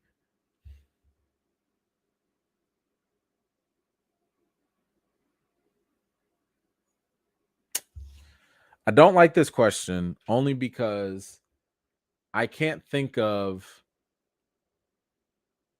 anyone that could do it who could act very well. At least not right now off the top of my head. Because right now, when I think of like 90s hip hop and the people that came out of it that could like actually act, well, actually, I could give you one maybe. I think of Ice Cube and Ice-T in terms of people that can act. But to entertain the question, and this would fit in the 90s because back then they didn't care about doing goofy or stupid things. LL Cool J. I think LL Cool J could come in. He was, my man, in the house. Y'all remember LL had, he was up there with the muscles and stuff. I could totally see him playing Kingpin. Put him in a suit, have him. I mean, he might be beating up Spider-Man while he licking his lips, but he'd get the job done. So I'd go with LL Cool J. Thank you for that. Let's see what's going on. Alejandro, my man, what's going on? Hey man, finally caught alive. Appreciate you, man. As you know, I hate spoilers and trailers, and the fact that I am here says a lot about the desire or lack thereof to watch Shazam. Yikes. Listen, and this is kind of what I was saying before, right? I said this even in my review. Y'all don't ever have to take my word for stuff. Y'all don't ever have to take my word for it. Y'all can always go watch things for yourself. The one thing I say is that, I've talked to a lot of people who watched Shazam and they liked it, right? And I think a lot of it has to do with expectations, potentially. Again, I don't like slapstick comedy, goofy stuff. I don't like that kind of humor, right? I know some people that do, and that's great. So for them, this movie's good, right? And I would say that, like, this is the type of movie that, if you like that type of humor, and if you can, that's in your wheelhouse, go check it out. But there's one thing that I kind of push back on to the people that do say this movie's really good. There's one thing. The numbers ain't lying. Clearly, it's not good enough. Clearly, because nobody's going to the show. Ain't no big old spike in the numbers. At least not yet. I don't know. Maybe something miraculous happens, but man, sorry. But anyway, thank you so much for that, man. I appreciate you so much. What did I say about this? Oh yeah. So we're not over. It's not over at all. I mean, we're getting close to the end here. But Heavy D is Kingpin. Well, I can see that. Okay. That ain't bad. I'm still a little iffy with the acting, but okay, that's fine. Wait, does this count? Shaq? I mean, if acting doesn't matter for some of y'all, Shaq did drop a hip hop album, rap album. Does that work? Shaq? Yeah? All right. Anyway, I told y'all that this was not the end. And now we're gonna get to Zachary Levi and some of the Shazam drama just continuing. Because like I said, I got a couple things I gotta get off my chest with him. But let me say for now, I understand that this is very personal for Zachary Levi. I understand that this role of Shazam is a big thing because After playing Chuck on TV, this is probably one of his most notable roles, right? So, you got to hold that to your chest. I get it. I get it. And then after James Gunn made his whole announcement of the DCU, and he only loosely mentioned Shazam.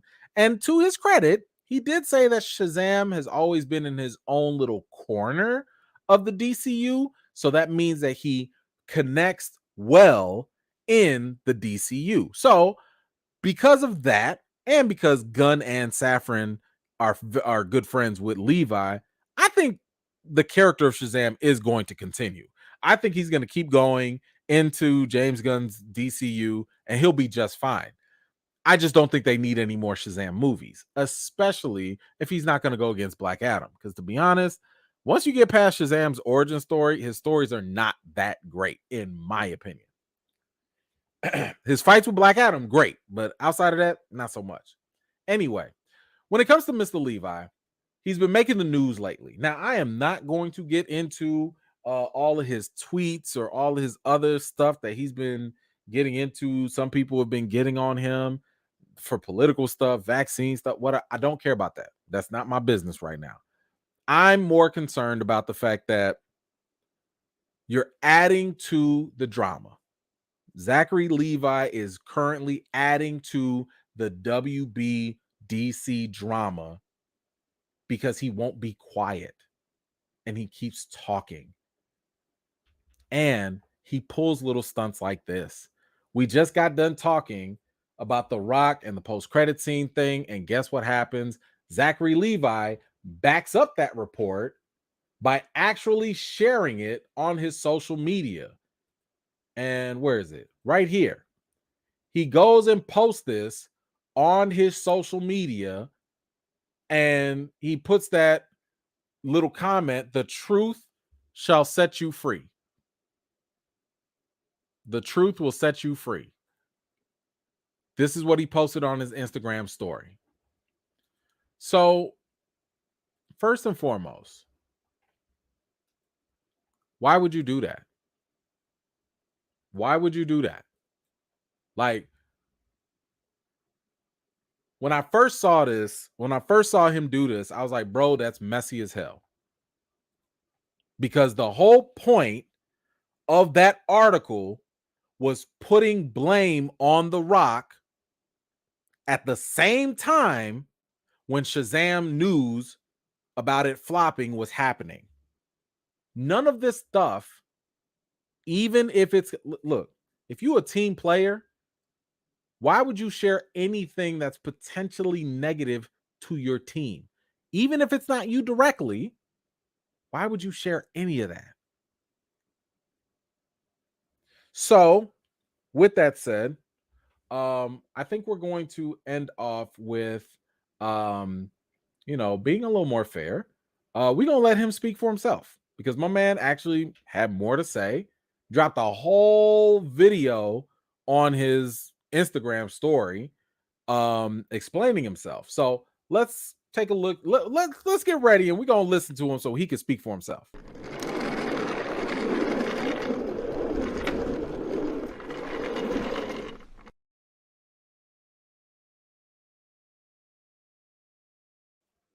Okay.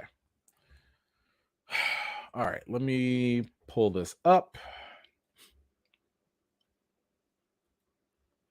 All right, so a man here went on Instagram. Again, I don't know who told him to do this or why, but he felt as though this was a good idea.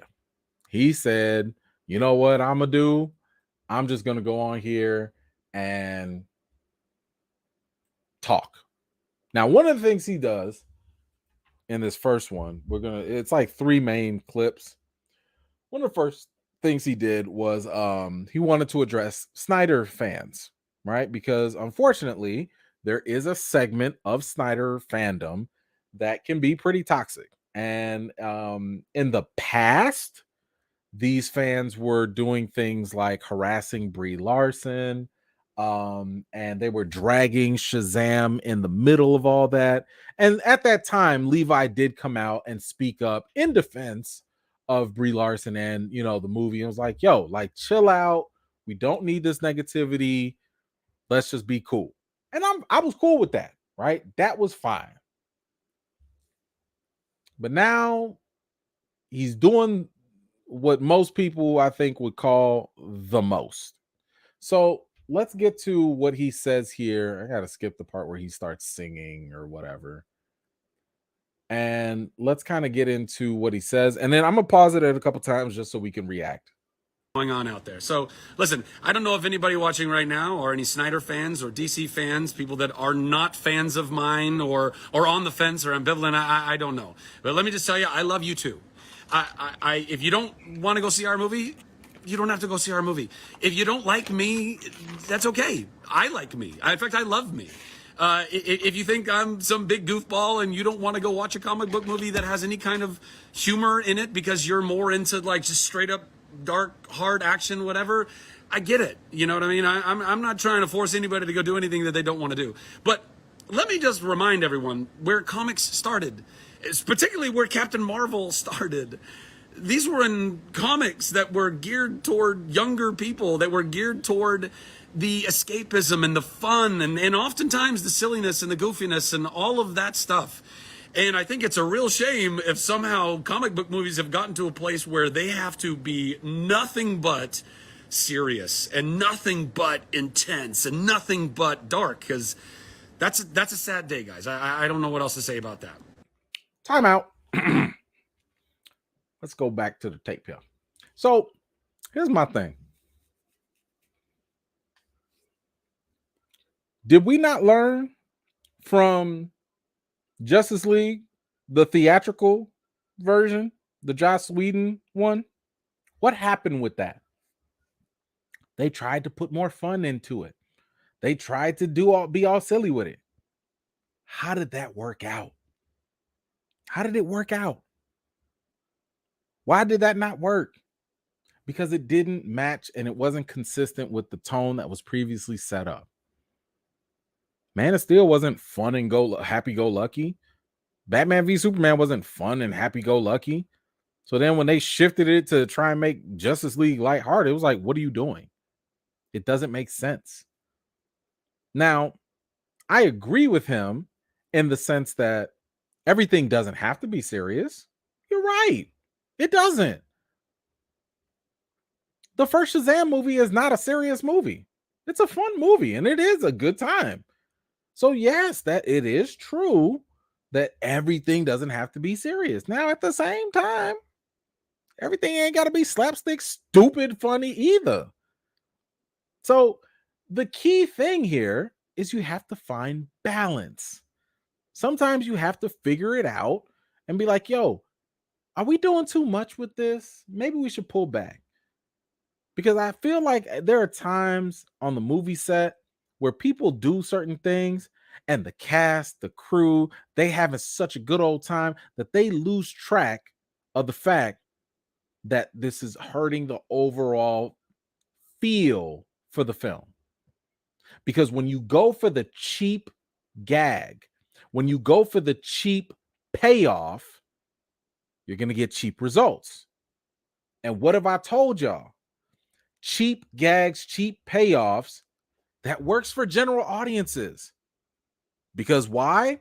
General audiences, just entertain me. That's it. You give me something cheap, that checks my box. I don't have nothing else to judge. But when you talk about people that are actually film critics or people that understand the industry, yeah, they might laugh at that too. Yeah, they'll have a good time and have a little fun with it. But they'd be like, but you forgot about making the rest of the movie good. You went for this joke and you forgot to make the rest of the movie make sense or something. So anyway, one thing I would also say is this. Why are you talking to these Snyder fans? Why?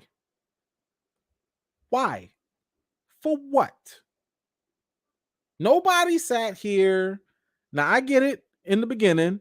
They were doing some of these people were harassing Brie Larson and death threats and all this other crazy stuff.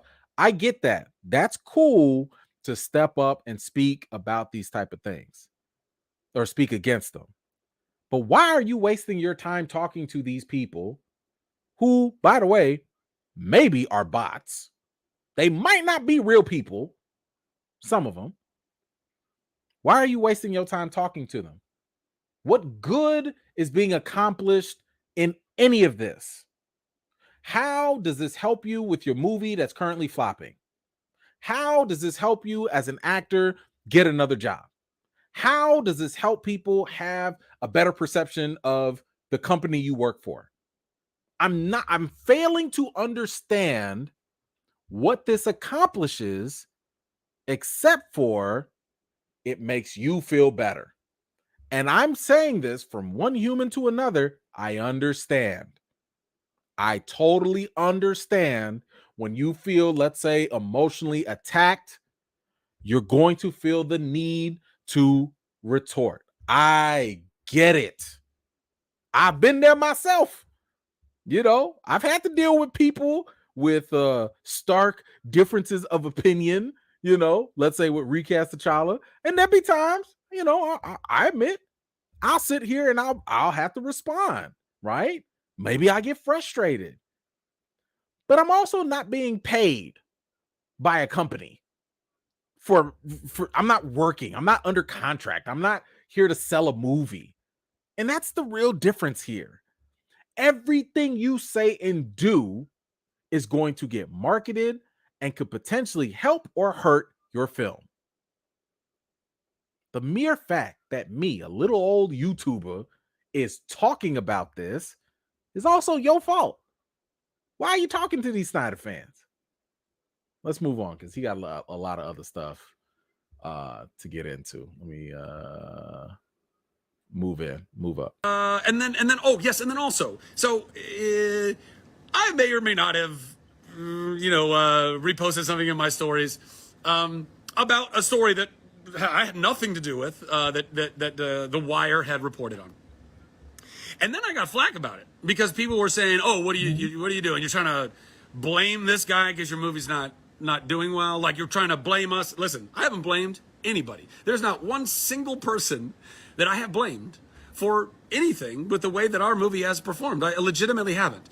And if you're listening to videos or watching videos of me or looking at things and you're getting that idea, you are being fooled. You are being brainwashed. You are looking at propaganda. Those are clips. Those are edited. Those are taken completely out of context. And so I just encourage you, if you're out there, if you're hearing this right now, or if you see, by the way, this will probably all get chopped up too. This is the irony.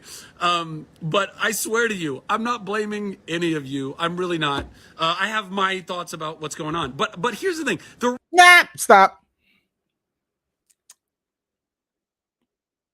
This is a situation.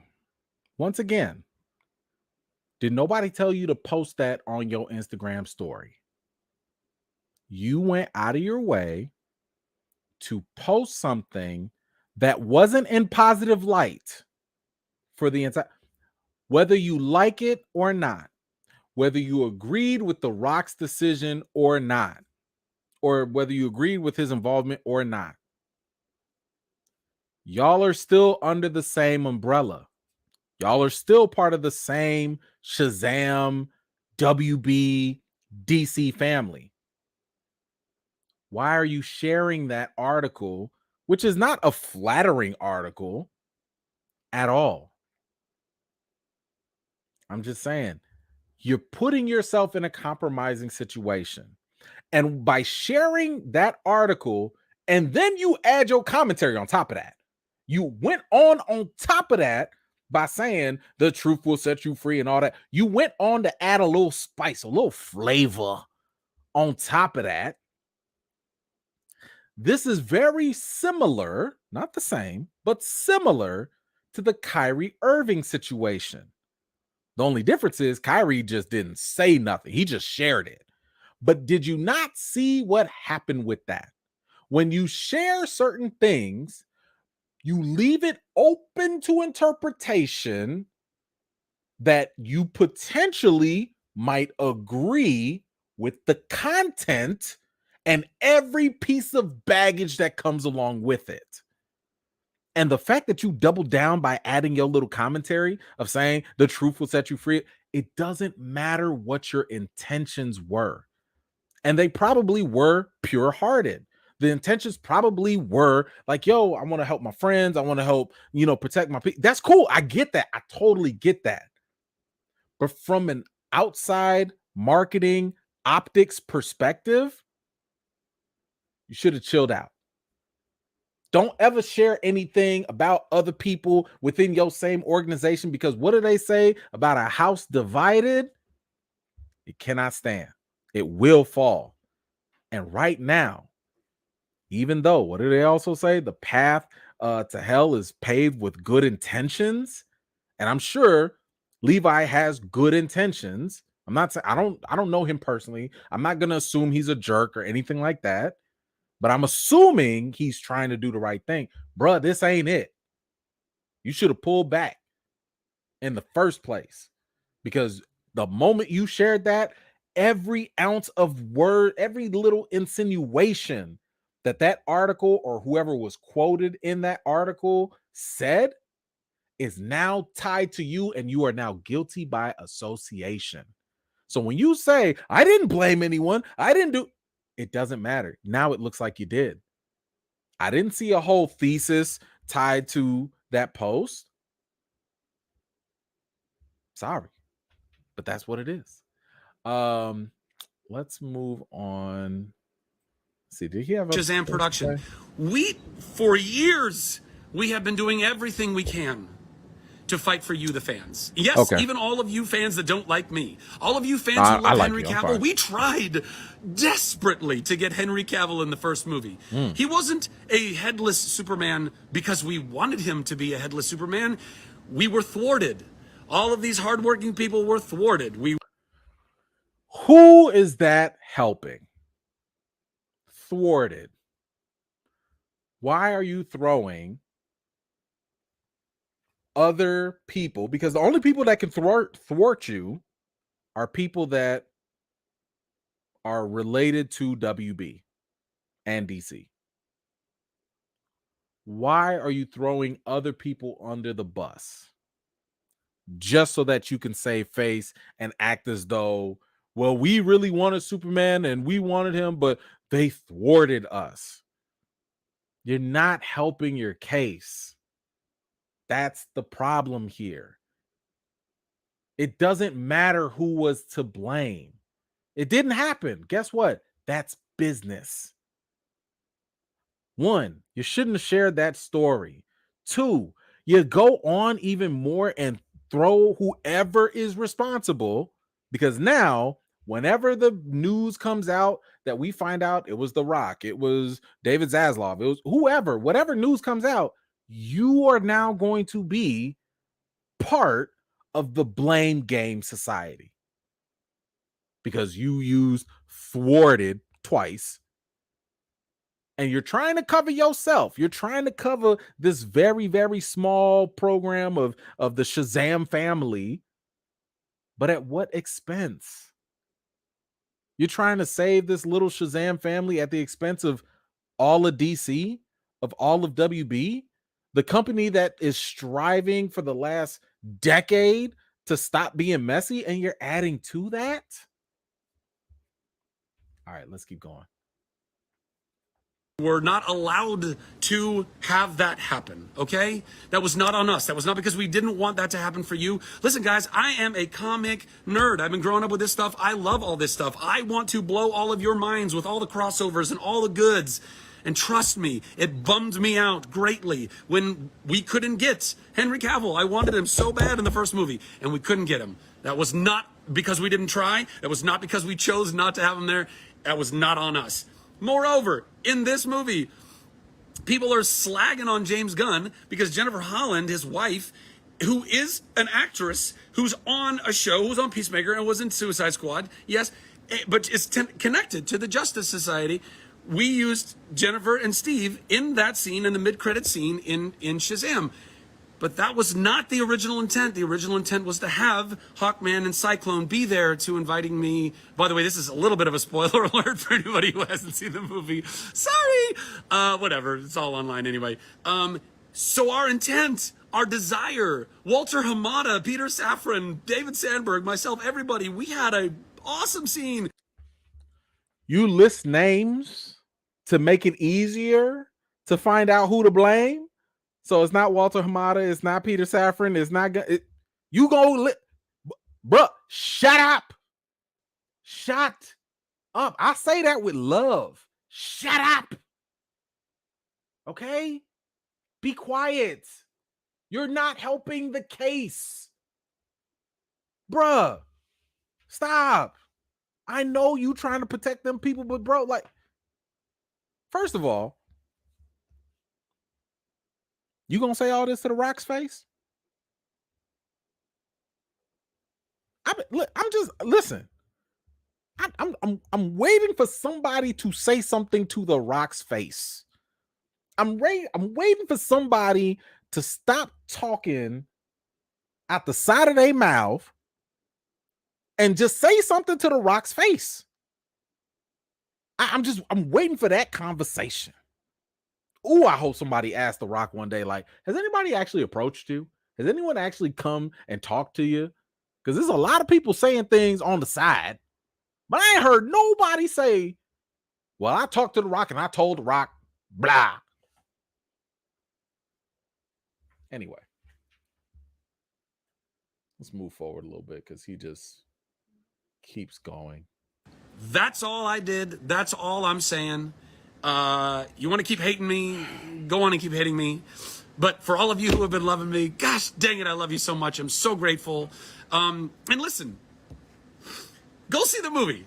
And if you've already seen it, go see it again. In fact, honestly, if you, we would really, I could really, I would really appreciate people going and supporting this movie in lieu of the fact that there are a lot of people that just don't know.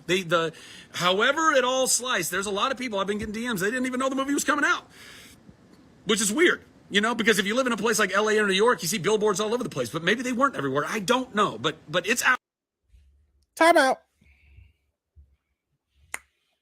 I've heard him say this before online.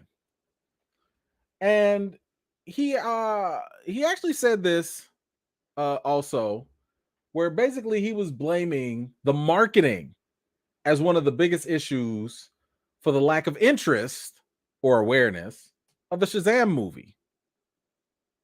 Now, I don't know who's been in his DMs, but I hardly, and I find it so unlikely that millions of people are in your DMs. 30, 40, 100, 200, 400 people, 500 people, 1,000 people are in your DMs right now saying, I didn't know Shazam was out. What they finna do? They go watch the movie. What they gonna add? 1 million to the box office? What's them 1,000 people gonna do? Okay, let's be generous. They add an extra 5 million to your box office. That still ain't enough. Now, y'all correct me if I'm wrong. Didn't Shazam 2, Fury of the Gods, have an entire whole Super Bowl commercial?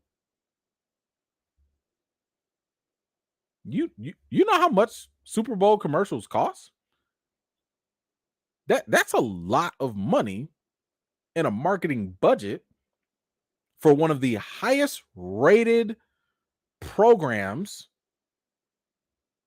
in the world. And y'all had a whole movie trailer playing during the Super Bowl. You mean everybody just got up and left? Nobody, like, what? Who didn't know this movie was out?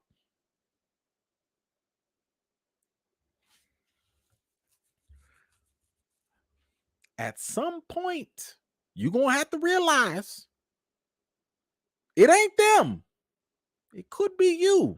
Not you personally, Mr. Levi, but it could just be your movie. It could be. Sometimes it doesn't matter how much you believe in it. You can believe in it with all your heart, but if it just don't translate, it don't translate. That's art.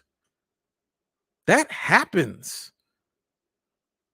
You know how many people will put something out there to the world and it just doesn't get received well. It happens. Let's keep going because he's gonna say something else that's gonna get me mad. And this weekend, I think John Wick comes out. Listen, I love Keanu Reeves. If you want to go see John Wick, fucking go for it. I mean, I'm not going to tell you not to. But John Wick's not a family movie. No. So if you're looking for a movie for your family or your date or whatever, or you just don't want to get into like hardcore, pop, go see Shazam! Fury of the Gods. You will thoroughly enjoy it. It is a throwback to all of the movies that we knew and loved when we were growing up in the 80s and the 90s, guys. It's Amblin, it's Lucasfilm. It feels all like that. Stop you right there, player. Y'all know I got kids. I got a 15-year-old sophomore in high school. I got a 3rd grader, and I got a little kindergartner. Nothing about Shazam, in my opinion, says that it's a family movie. I'm not judging anybody and how y'all want to raise y'all kids. I know everybody's different, so I respect that. But I'm not bringing my 3rd grader and my kindergartner to go watch this movie that is full of swear words, a lot of violence, scary looking creatures, for a little kid. I mean, spoiler alert, y'all literally have somebody, I don't want to say commit suicide, but let's just say you literally have someone die. You don't see it, but you hear it and you see the thing happen. Y'all remember on the roof? I'm supposed to bring my family to go watch that? Sir, what is your definition of a family movie? Now, I've told y'all before, I've seen a lot of aspects of the movie where you could say, I mean, taste the rainbow, mother effort. Like, I mean, this movie really, it felt like it came off of a movie on the Disney Channel, which y'all should have done since y'all wanted to lean towards that silly stuff anyway. Make the movie PG. Take out those swear words. Chill out with the violence. Dumb it down for little kids. Now you're talking.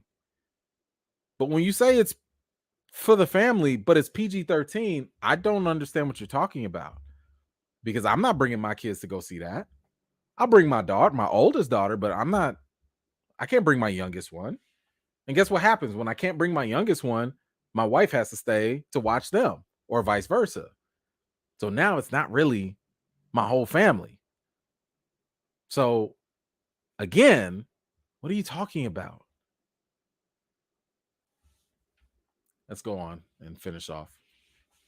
Is it a perfect film? No, I don't. No. I'm hard pressed to think of perfect films. No, you're right. It's not. We are a far better film than some of these critics, reviewers have given us credit for. And those of you who have seen the movie know this, and those of you who haven't seen the movie are in for a treat. Back up. Get into like hardcore, pop. But we are a far better film than some of these critics, reviewers have given us credit for. And those of you who have seen the movie know this, and those of you who haven't seen the movie are in for a treat, because it's gonna blow your mind. And by the way, and to that point, and this is the last thing I'm gonna say, and then I literally have to get to dinner, but this is the last thing I'm gonna say. Right now on Rotten Tomatoes, which has become the new Siskel and Ebert of everything comes down to Rotten Tomatoes.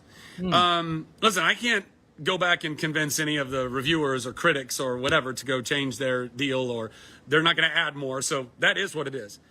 But man, I would love our audience score to get so dang high that people are like, this doesn't make any sense, because it doesn't make any sense. It doesn't make any sense that we got shook down the way that we got shook down. It really doesn't. Again, all you haters out there are gonna be like, oh, your movie sucks, blah, blah, blah. It doesn't. It legitimately doesn't. In fact, if any of you actually saw the movie, which I'm sure that you haven't, you will recognize that it really doesn't suck. It's a really entertaining, really fun movie. So, for all of you out there who have seen the movie, or when you do see the movie, go to Rotten Tomatoes. Go tell them that you enjoyed it. If you did, and by the way, if you didn't, you can tell them that too. I'm not going to tell you to lie about it. Okay. But if you enjoyed it, go to Rotten Tomatoes. Go say, wow, this was so much fun. Yada yada yada. Give us that thing, because I want to show. I think this is be a really good opportunity. Okay. Because we're not the first movie this has happened to. By the way. No. Venom. But I think this Morbius. could be a really great opportunity to show Rotten Tomatoes and to show the industry and to kind of show the world that this isn't exactly the best way that we should be evaluating movies. This is not exactly the most accurate way that we should be doing this stuff, because already our audience score is so disproportionately better than what our review score is. So obviously some people got some shit wrong. We gonna stop right there. Okay. Thank you, Mr. Levi, for joining us today. I really, really appreciate you, man. Thank you. Maybe one day I'll be able to talk to you. Maybe not. I don't know, but we gonna stop that right there. As a critic, y'all gonna have to indulge me for a little bit as I bring up some things to address some things that he brought up. First of all, sir, I've already told y'all it's a lot easier to appeal to the fans than it is to the critics. Why? Once again, you only got one box to checks for a fan, and that's it.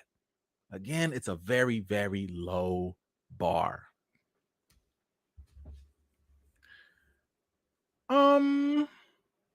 Oh, nope, took that off too fast. I got questions. I got a question, Mr. Levi. I just got a question. Look, y'all just gonna have to indulge me on this. I got a quick question, because I told y'all I liked the first Shazam. I am also a Rotten Tomatoes critic, approved critic. I'm sorry, a critic. And I gave the first Shazam a great score, right?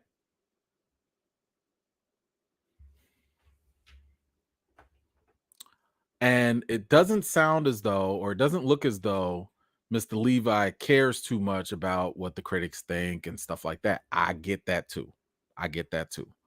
My question though is, like, I just need to know, sir, is this your page? Is this you? Is this you from April 2019? Is this you? I just need to know if this is you. Okay, blue check mark. Okay, April 19th. Okay, I think that checks out, right? I just need to know, did you post this? Now, maybe, to be fair, maybe Mr. Levi had to post this because the company told him to. Maybe he posted it because he really believes it. I don't know. But apparently he has an issue with us critics that are out there. So I just want to know if that's you, this you, right? Okay. I actually have this video here so everybody can listen to it. I just need to know if this you, because this is literally how it starts off. Shazam has electrified America's top critics, and now audiences have made it the #1 movie in the country. Rewind. Shazam has electrified America's top critics. One more time. Shazam has electrified America's top critics, and now just for my indulgement, I'm sorry. Shazam has electrified America's top critics, and now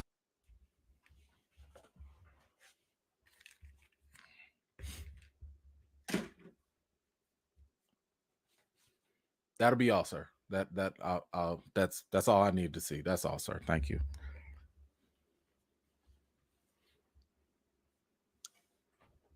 Let's go back to the footage. Let's go back to something here, because I've told y'all about this too. I've told y'all about this. When there's a difference between fans and critics with Rotten Tomatoes, it's a problem, right? What could be the problem here? Oh my gosh, 80% of fans, only 1,000, okay, but 80% of fans love this. Only a little over 50% of critics liked it. Uh-oh. But why wasn't that energy carried last time? Last time, we had 90% with the critics and a lower audience score. Lower. What does that tell you? The movie that made more money, that was more well received by critics, but you're trading that off for the movie that is not well received by critics, but has a higher audience score?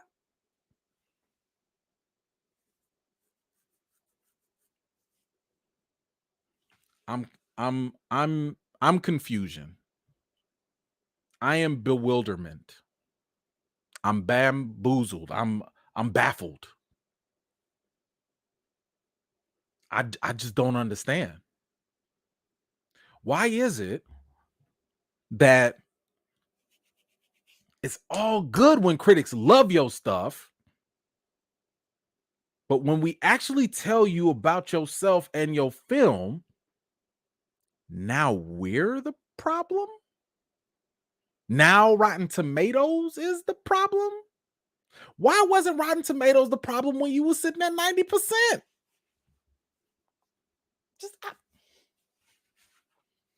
I mean, is it me? Like, I haven't been in calculus for a long time, but the math ain't mathing for me right now. I don't understand. Why is it so convenient to throw critics under the bus? Again, the people who take the time out of their day. And by the way, a lot of critics ain't paid. A lot of us do not get, I don't get paid for this. Okay. Like, I literally rely on y'all donations. You know, again, I'm not forcing nobody to donate, nothing like that, but I'm saying, like, that's my income. No company pays me to go to these movies. Nobody's paying for my parking. No one's paying for my tickets. No one's paying for my planes. No one, like, that doesn't happen. Now, if it does happen, I'll let y'all know, right? You know, I have been flown out 1 or 2 times, but that's not my regular job.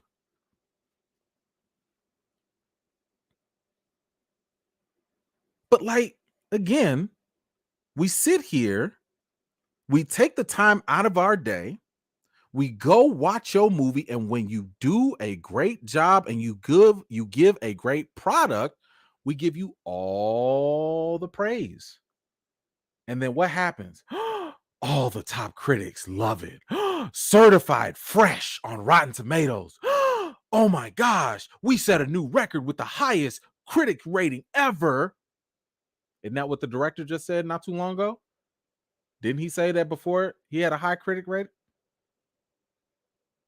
But the second that sucker don't go your way, we got to get rid of Rotten Tomatoes. Rotten Tomatoes is a terrible way to judge movies. Let's get rid of the system. You know what? It was fraud. It was stolen.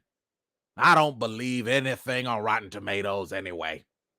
Don't trust Rotten Tomatoes until it's convenient for us.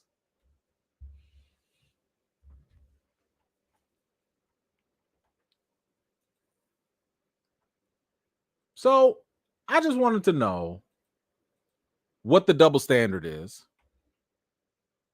because I don't get it.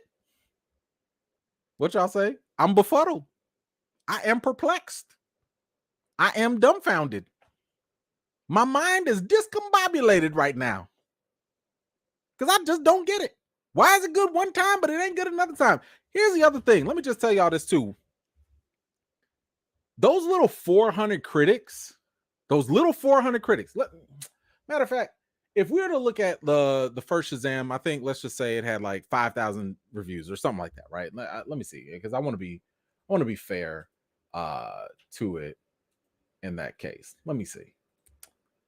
Okay. The let's be fair with the math.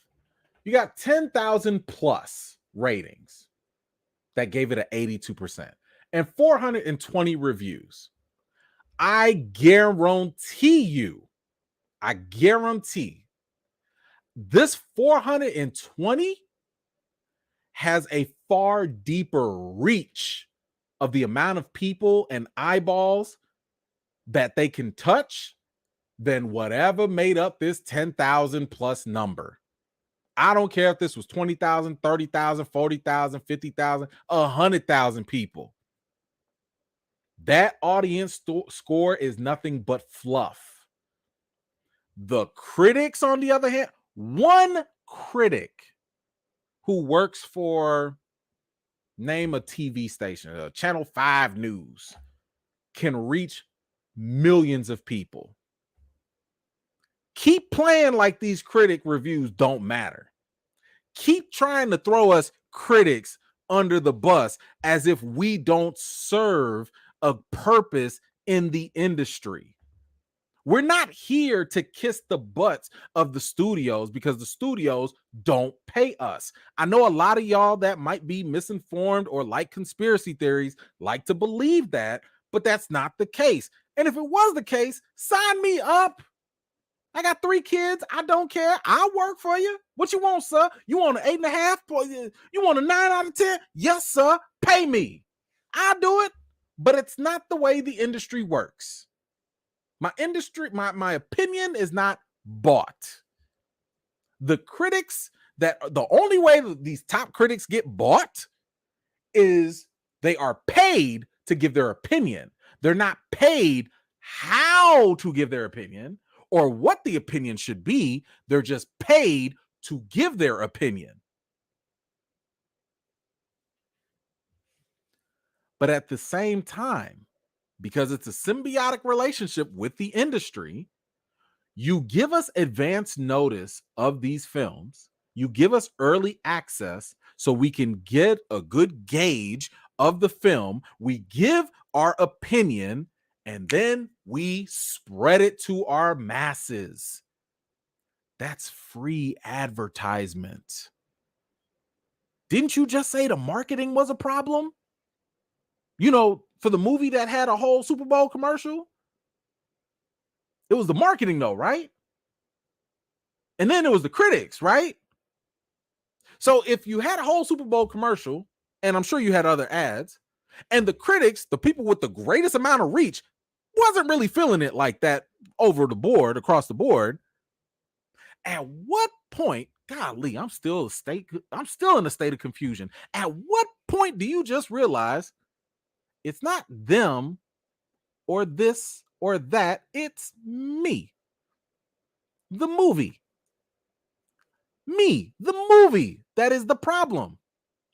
You got done saying that all these people that went and saw the movie and had a good time, and I agree with you, there are some people that have watched this movie and liked it. My question for you is this: why aren't those people getting more people to go watch your movie? If it's so good, why aren't more people getting more people to go watch Shazam 2? I don't hear John Wick having these issues. John Wick is a fantastic movie. Why isn't it having the same problems? It's not even a family movie, which means it's open to a lesser amount of people.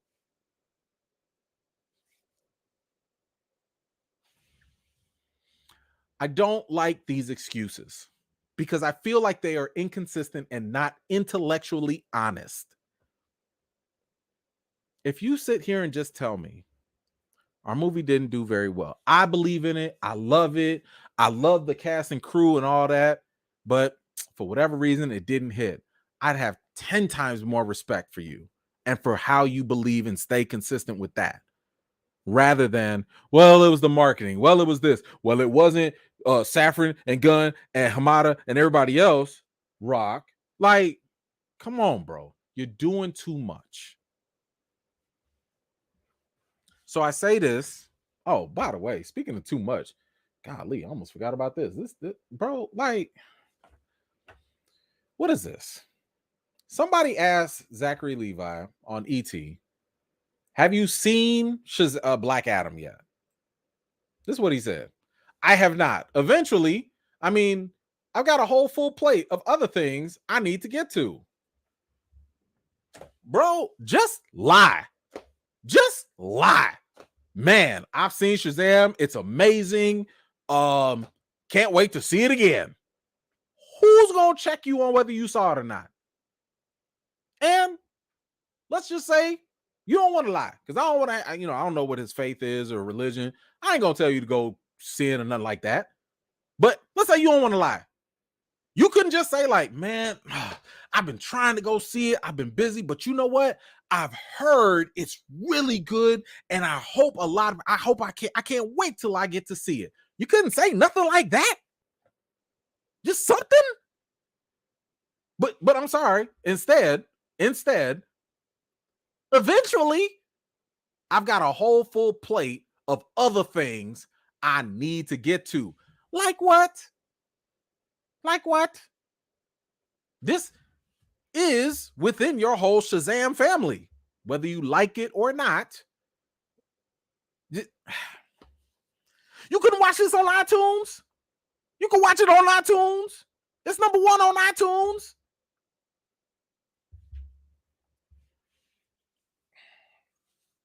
I didn't want to go here, but this is where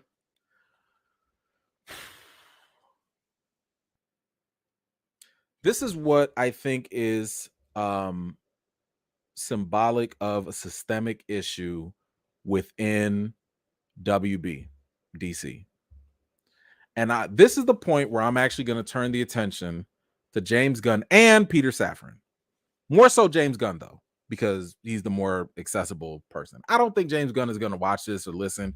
If he does, this would be great, though. Mr. Gunn, if you're watching, based off of the actions of your friend, Mr. Zachary Levi, it would be, in my humble opinion, again, respectfully, as a fan of the genre, to incorporate new policies within your DCU.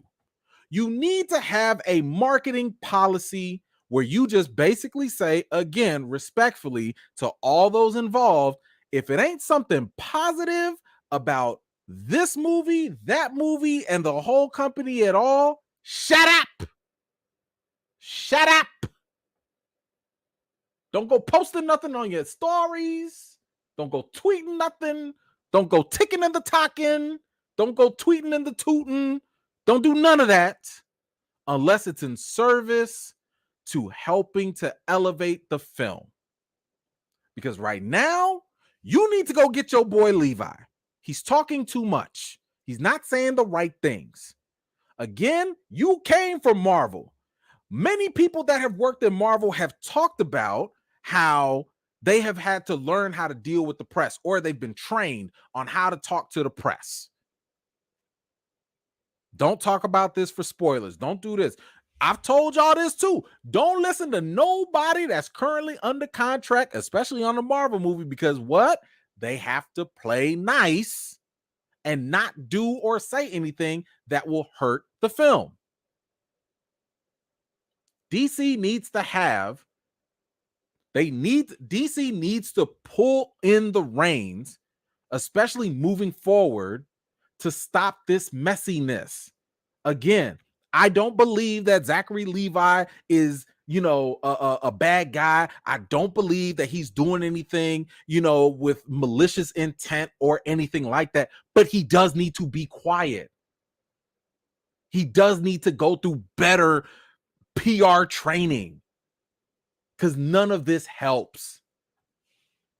All of this indirect conversation about The Rock, it doesn't help. All of this other stuff, I get it. You trying to protect your little crew, your family, that's great. It doesn't help when you attack the whole family. It doesn't help if you protect one corner of the house, but you set the other side on fire, or you ignore the fire that's going on. Sometimes you have to be part of the solution and just not part of the problem. And a lot of times, shutting up is the best water. All right. That's all I got. James Gunn, you got to do better, sir. You got to reel in your talent. I know that's your friend. I know that's cool and all that, but you got to set the standard moving forward with everybody involved, all your actors, all your directors, all the people, your job right now is to make sure people no longer associate WB and DC with the mess that has happened before you. And right now, that mess is getting an even bigger shadow, and it's still looming large. This is no different than the Ray Fisher situation. This is no different than all the other mess and toxicity that was happening for years within the studio. Why are y'all in the headlines? Why are any of your actors anything in the headlines with all this negativity? Because even if that stuff comes out, be quiet. Have y'all heard anybody from Marvel post anything about Victoria Alonso? I haven't heard a peep. I haven't heard one Marvel actor talk about it. I haven't heard anybody sitting here talking about, publicly about the internal business that's going on at Marvel. And they have their share of problems, but they keep that sucker in-house. DC, WB, DC Studios, you better get it together. All right. That's all I got for today, y'all. Hope you guys had a good time. Dang, I made 3 hours. Oh, I'm sorry. I didn't mean to hold y'all. Dang, I thought I made it under 2. Oh well. Let's see. The miss is already knocked out, so there goes that too. Anyway, I want to thank y'all once again for taking the time to hang out with me today. I appreciate y'all so very much. What do I have? Do we have anything cooking? We got Mandalorian. So we got Mandalorian cooking on Wednesdays, Wednesday night. So we are going to come back here next Wednesday to take care of that and react to the next episode. I think that's episode 5. So make sure you stay tuned for that. And then, of course, you make sure that you also come back next week and do me a favor, bring a friend. Let's double this. We had 300 people here. Let's double it. Oh, crap. I forgot. I have a super chat. I'm sorry. Hold on. My bad. Man, Zachary Levi got on my nerves. So I forgot almost all about it. I'm sorry. Let me grab these comments. My bad, y'all. I don't want to get yelled at. Hold on. Let me go back. See, I got all in my bag and dude got me all frustrated. I done forgot to do the rest of my job. Woo, just got my blood pressure up. The critics, like, stop it. You know the business. I told you I hate this fake divide between the fans versus the critics, and we got to get the fans to do that. Like, no, you don't. All them little empty votes and stuff, that don't mean nothing. Guess what? If the fans loved you, they'd pay you. They not. The fans don't love you like that. You thought you was Kobe? They don't love you like Kobe. Like this is what I'm talking about. It makes no sense. What's a high fan audience score going to mean if your movie still can't make money? What does that mean? It means nothing. Can you cash that check? Let me go to Bank of America. Excuse me, sir. I have an 86% on Rotten Tomatoes. Can I have some more, please? Can I get that in dollars and cents? No. Puma, what you got? Thank you so much. DC Animation should run live action films. That would be something. Now, I will say, and maybe I'll talk about this at another one. Their last one that they dropped, not that good. I think it was like Batman Doom something, whatever. Doom that came to Gotham, not that good. Mo, what you got? Tupac can play Killmonger for sure. Oh yeah, for sure. That'd be easy. That'd be the first one right there to look at. He'd have to, add a little muscle and stuff, but that could work. Chris, what you got? Is his hair a Fantastic Four clue? I highly doubt it. Highly doubt it. especially because I do think that Levi is going to continue being Shazam. I've said this before. I have no problem with him personally. I have a problem with the things he said and some of the things he's done, but I don't know the guy to personally have a problem with him. And I'm not going to judge his character like that either. But I do actually like him as Shazam, the character. I think he embodies the character very well, and I would like to see him show up in the future DCU also. So, we'll see. But if he is going to be working there, ain't no way he's going to be going over to the Fantastic Four. That's just not going to work. It's not going to work. But he did have some good streaks going on, so I could see that. Good eye effect. Good eye on that. Didier, what you got? Zach would definitely buckle under questioning. Man is singing like a canary. I know. Yeah, clearly. Like, bro, no comment. No comment. Go listen. Take notes from Marshawn Lynch. I'm just here so I don't get fined. That's it. Or Shazam in theaters now. That literally be the only thing. What do you think about the controversy with The Rock blocking the Shazam is in theaters now? Well, what do you think about all the stuff with Zack Snyder? Shazam is in theaters now. That's all you got to do. Easy peasy. Ain't nobody gonna say nothing. Bost. Who was checking for Zachary Levi to be in movies before Shazam? Not that. Nobody.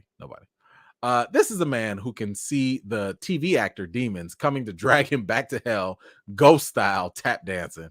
And it's again, this is why I understand and I respect that he's, defensive for something that is important to him, right? Like the Shazam character means a lot to him, and I totally get it. It makes sense, right? And I don't begrudge him for that. I just think he could do it better. Like just stop talking, and if you do have to talk, just stay a company man.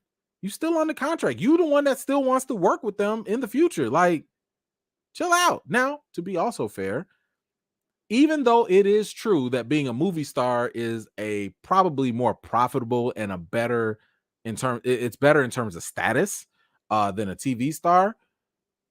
If he finds the right TV show, he could be good too.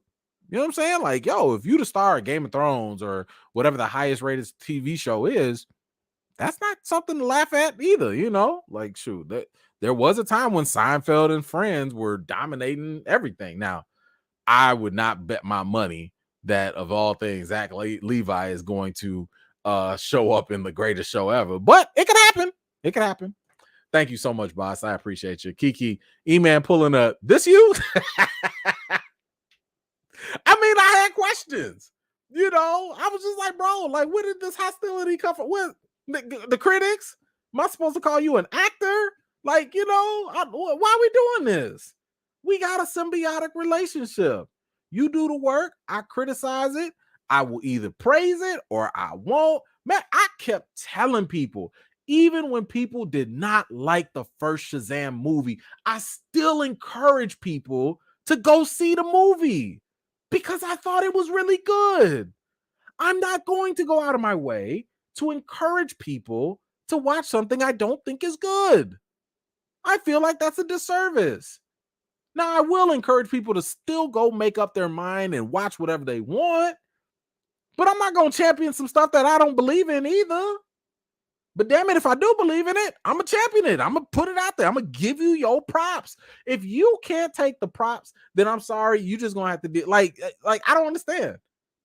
I don't understand. You got to take the good with the bad.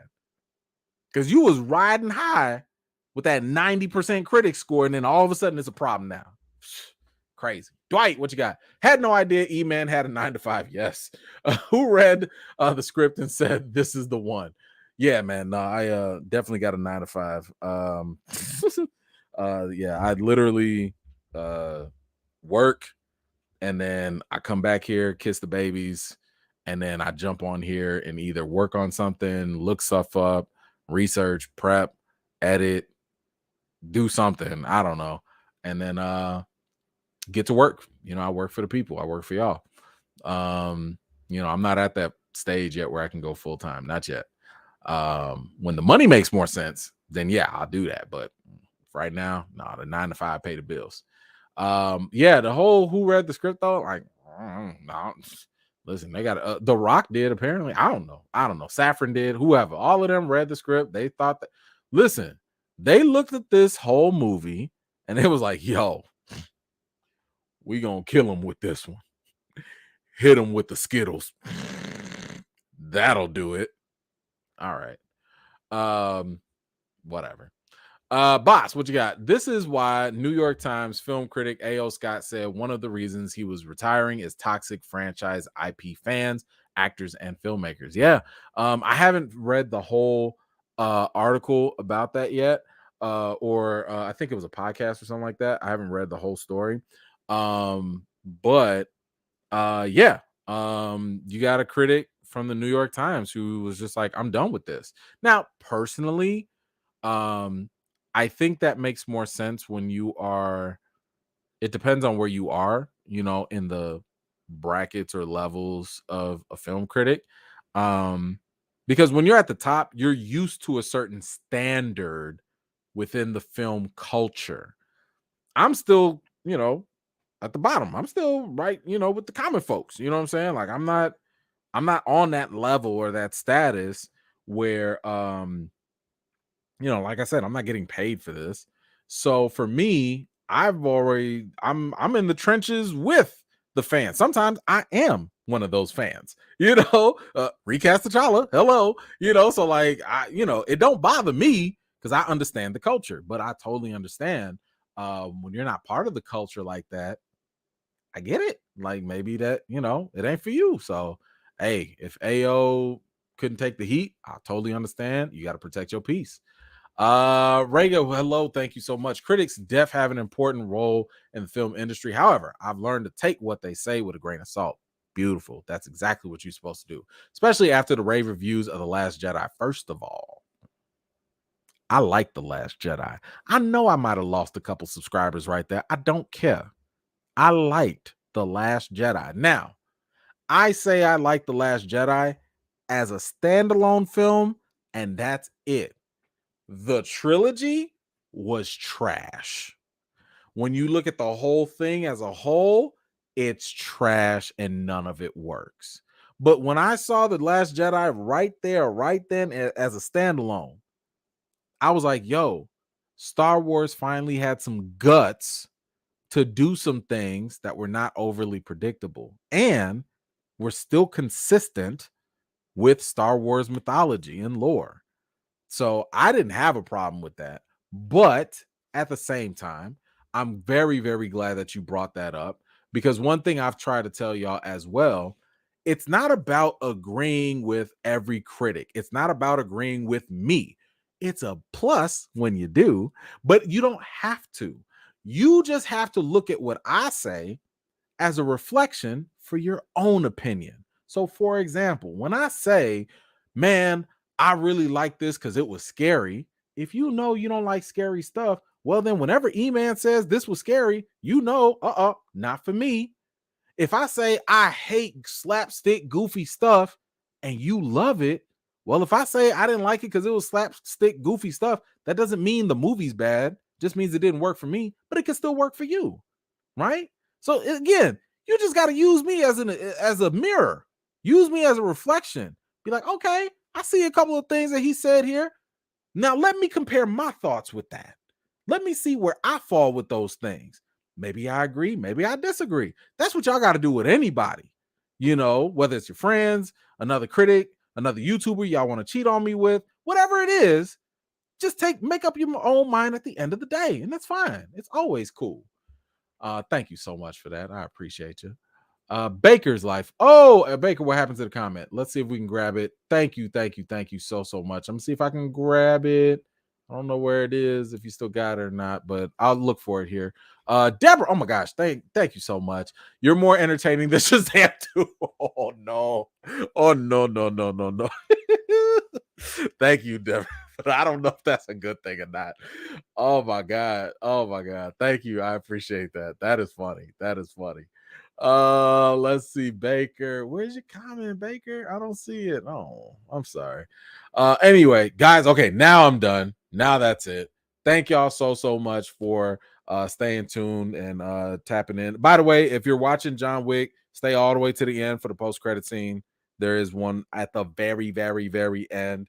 Go watch my spoiler-free review as well. Yeah. You didn't get the memo. You didn't get that. Okay. Yeah. Well, now you know. Now you know. So go ahead, unsubscribe, and no, I'm just playing. But, but yeah, no, go have fun. Go watch John Wick 4. Fantastic movie. Loved it. I think you guys will have a good time with it. Everybody have a good weekend. Wash your hands, wash your butts. You know the routine. Be safe out there. Enjoy yourself. And I will talk to y'all Wednesday and Friday. Peace.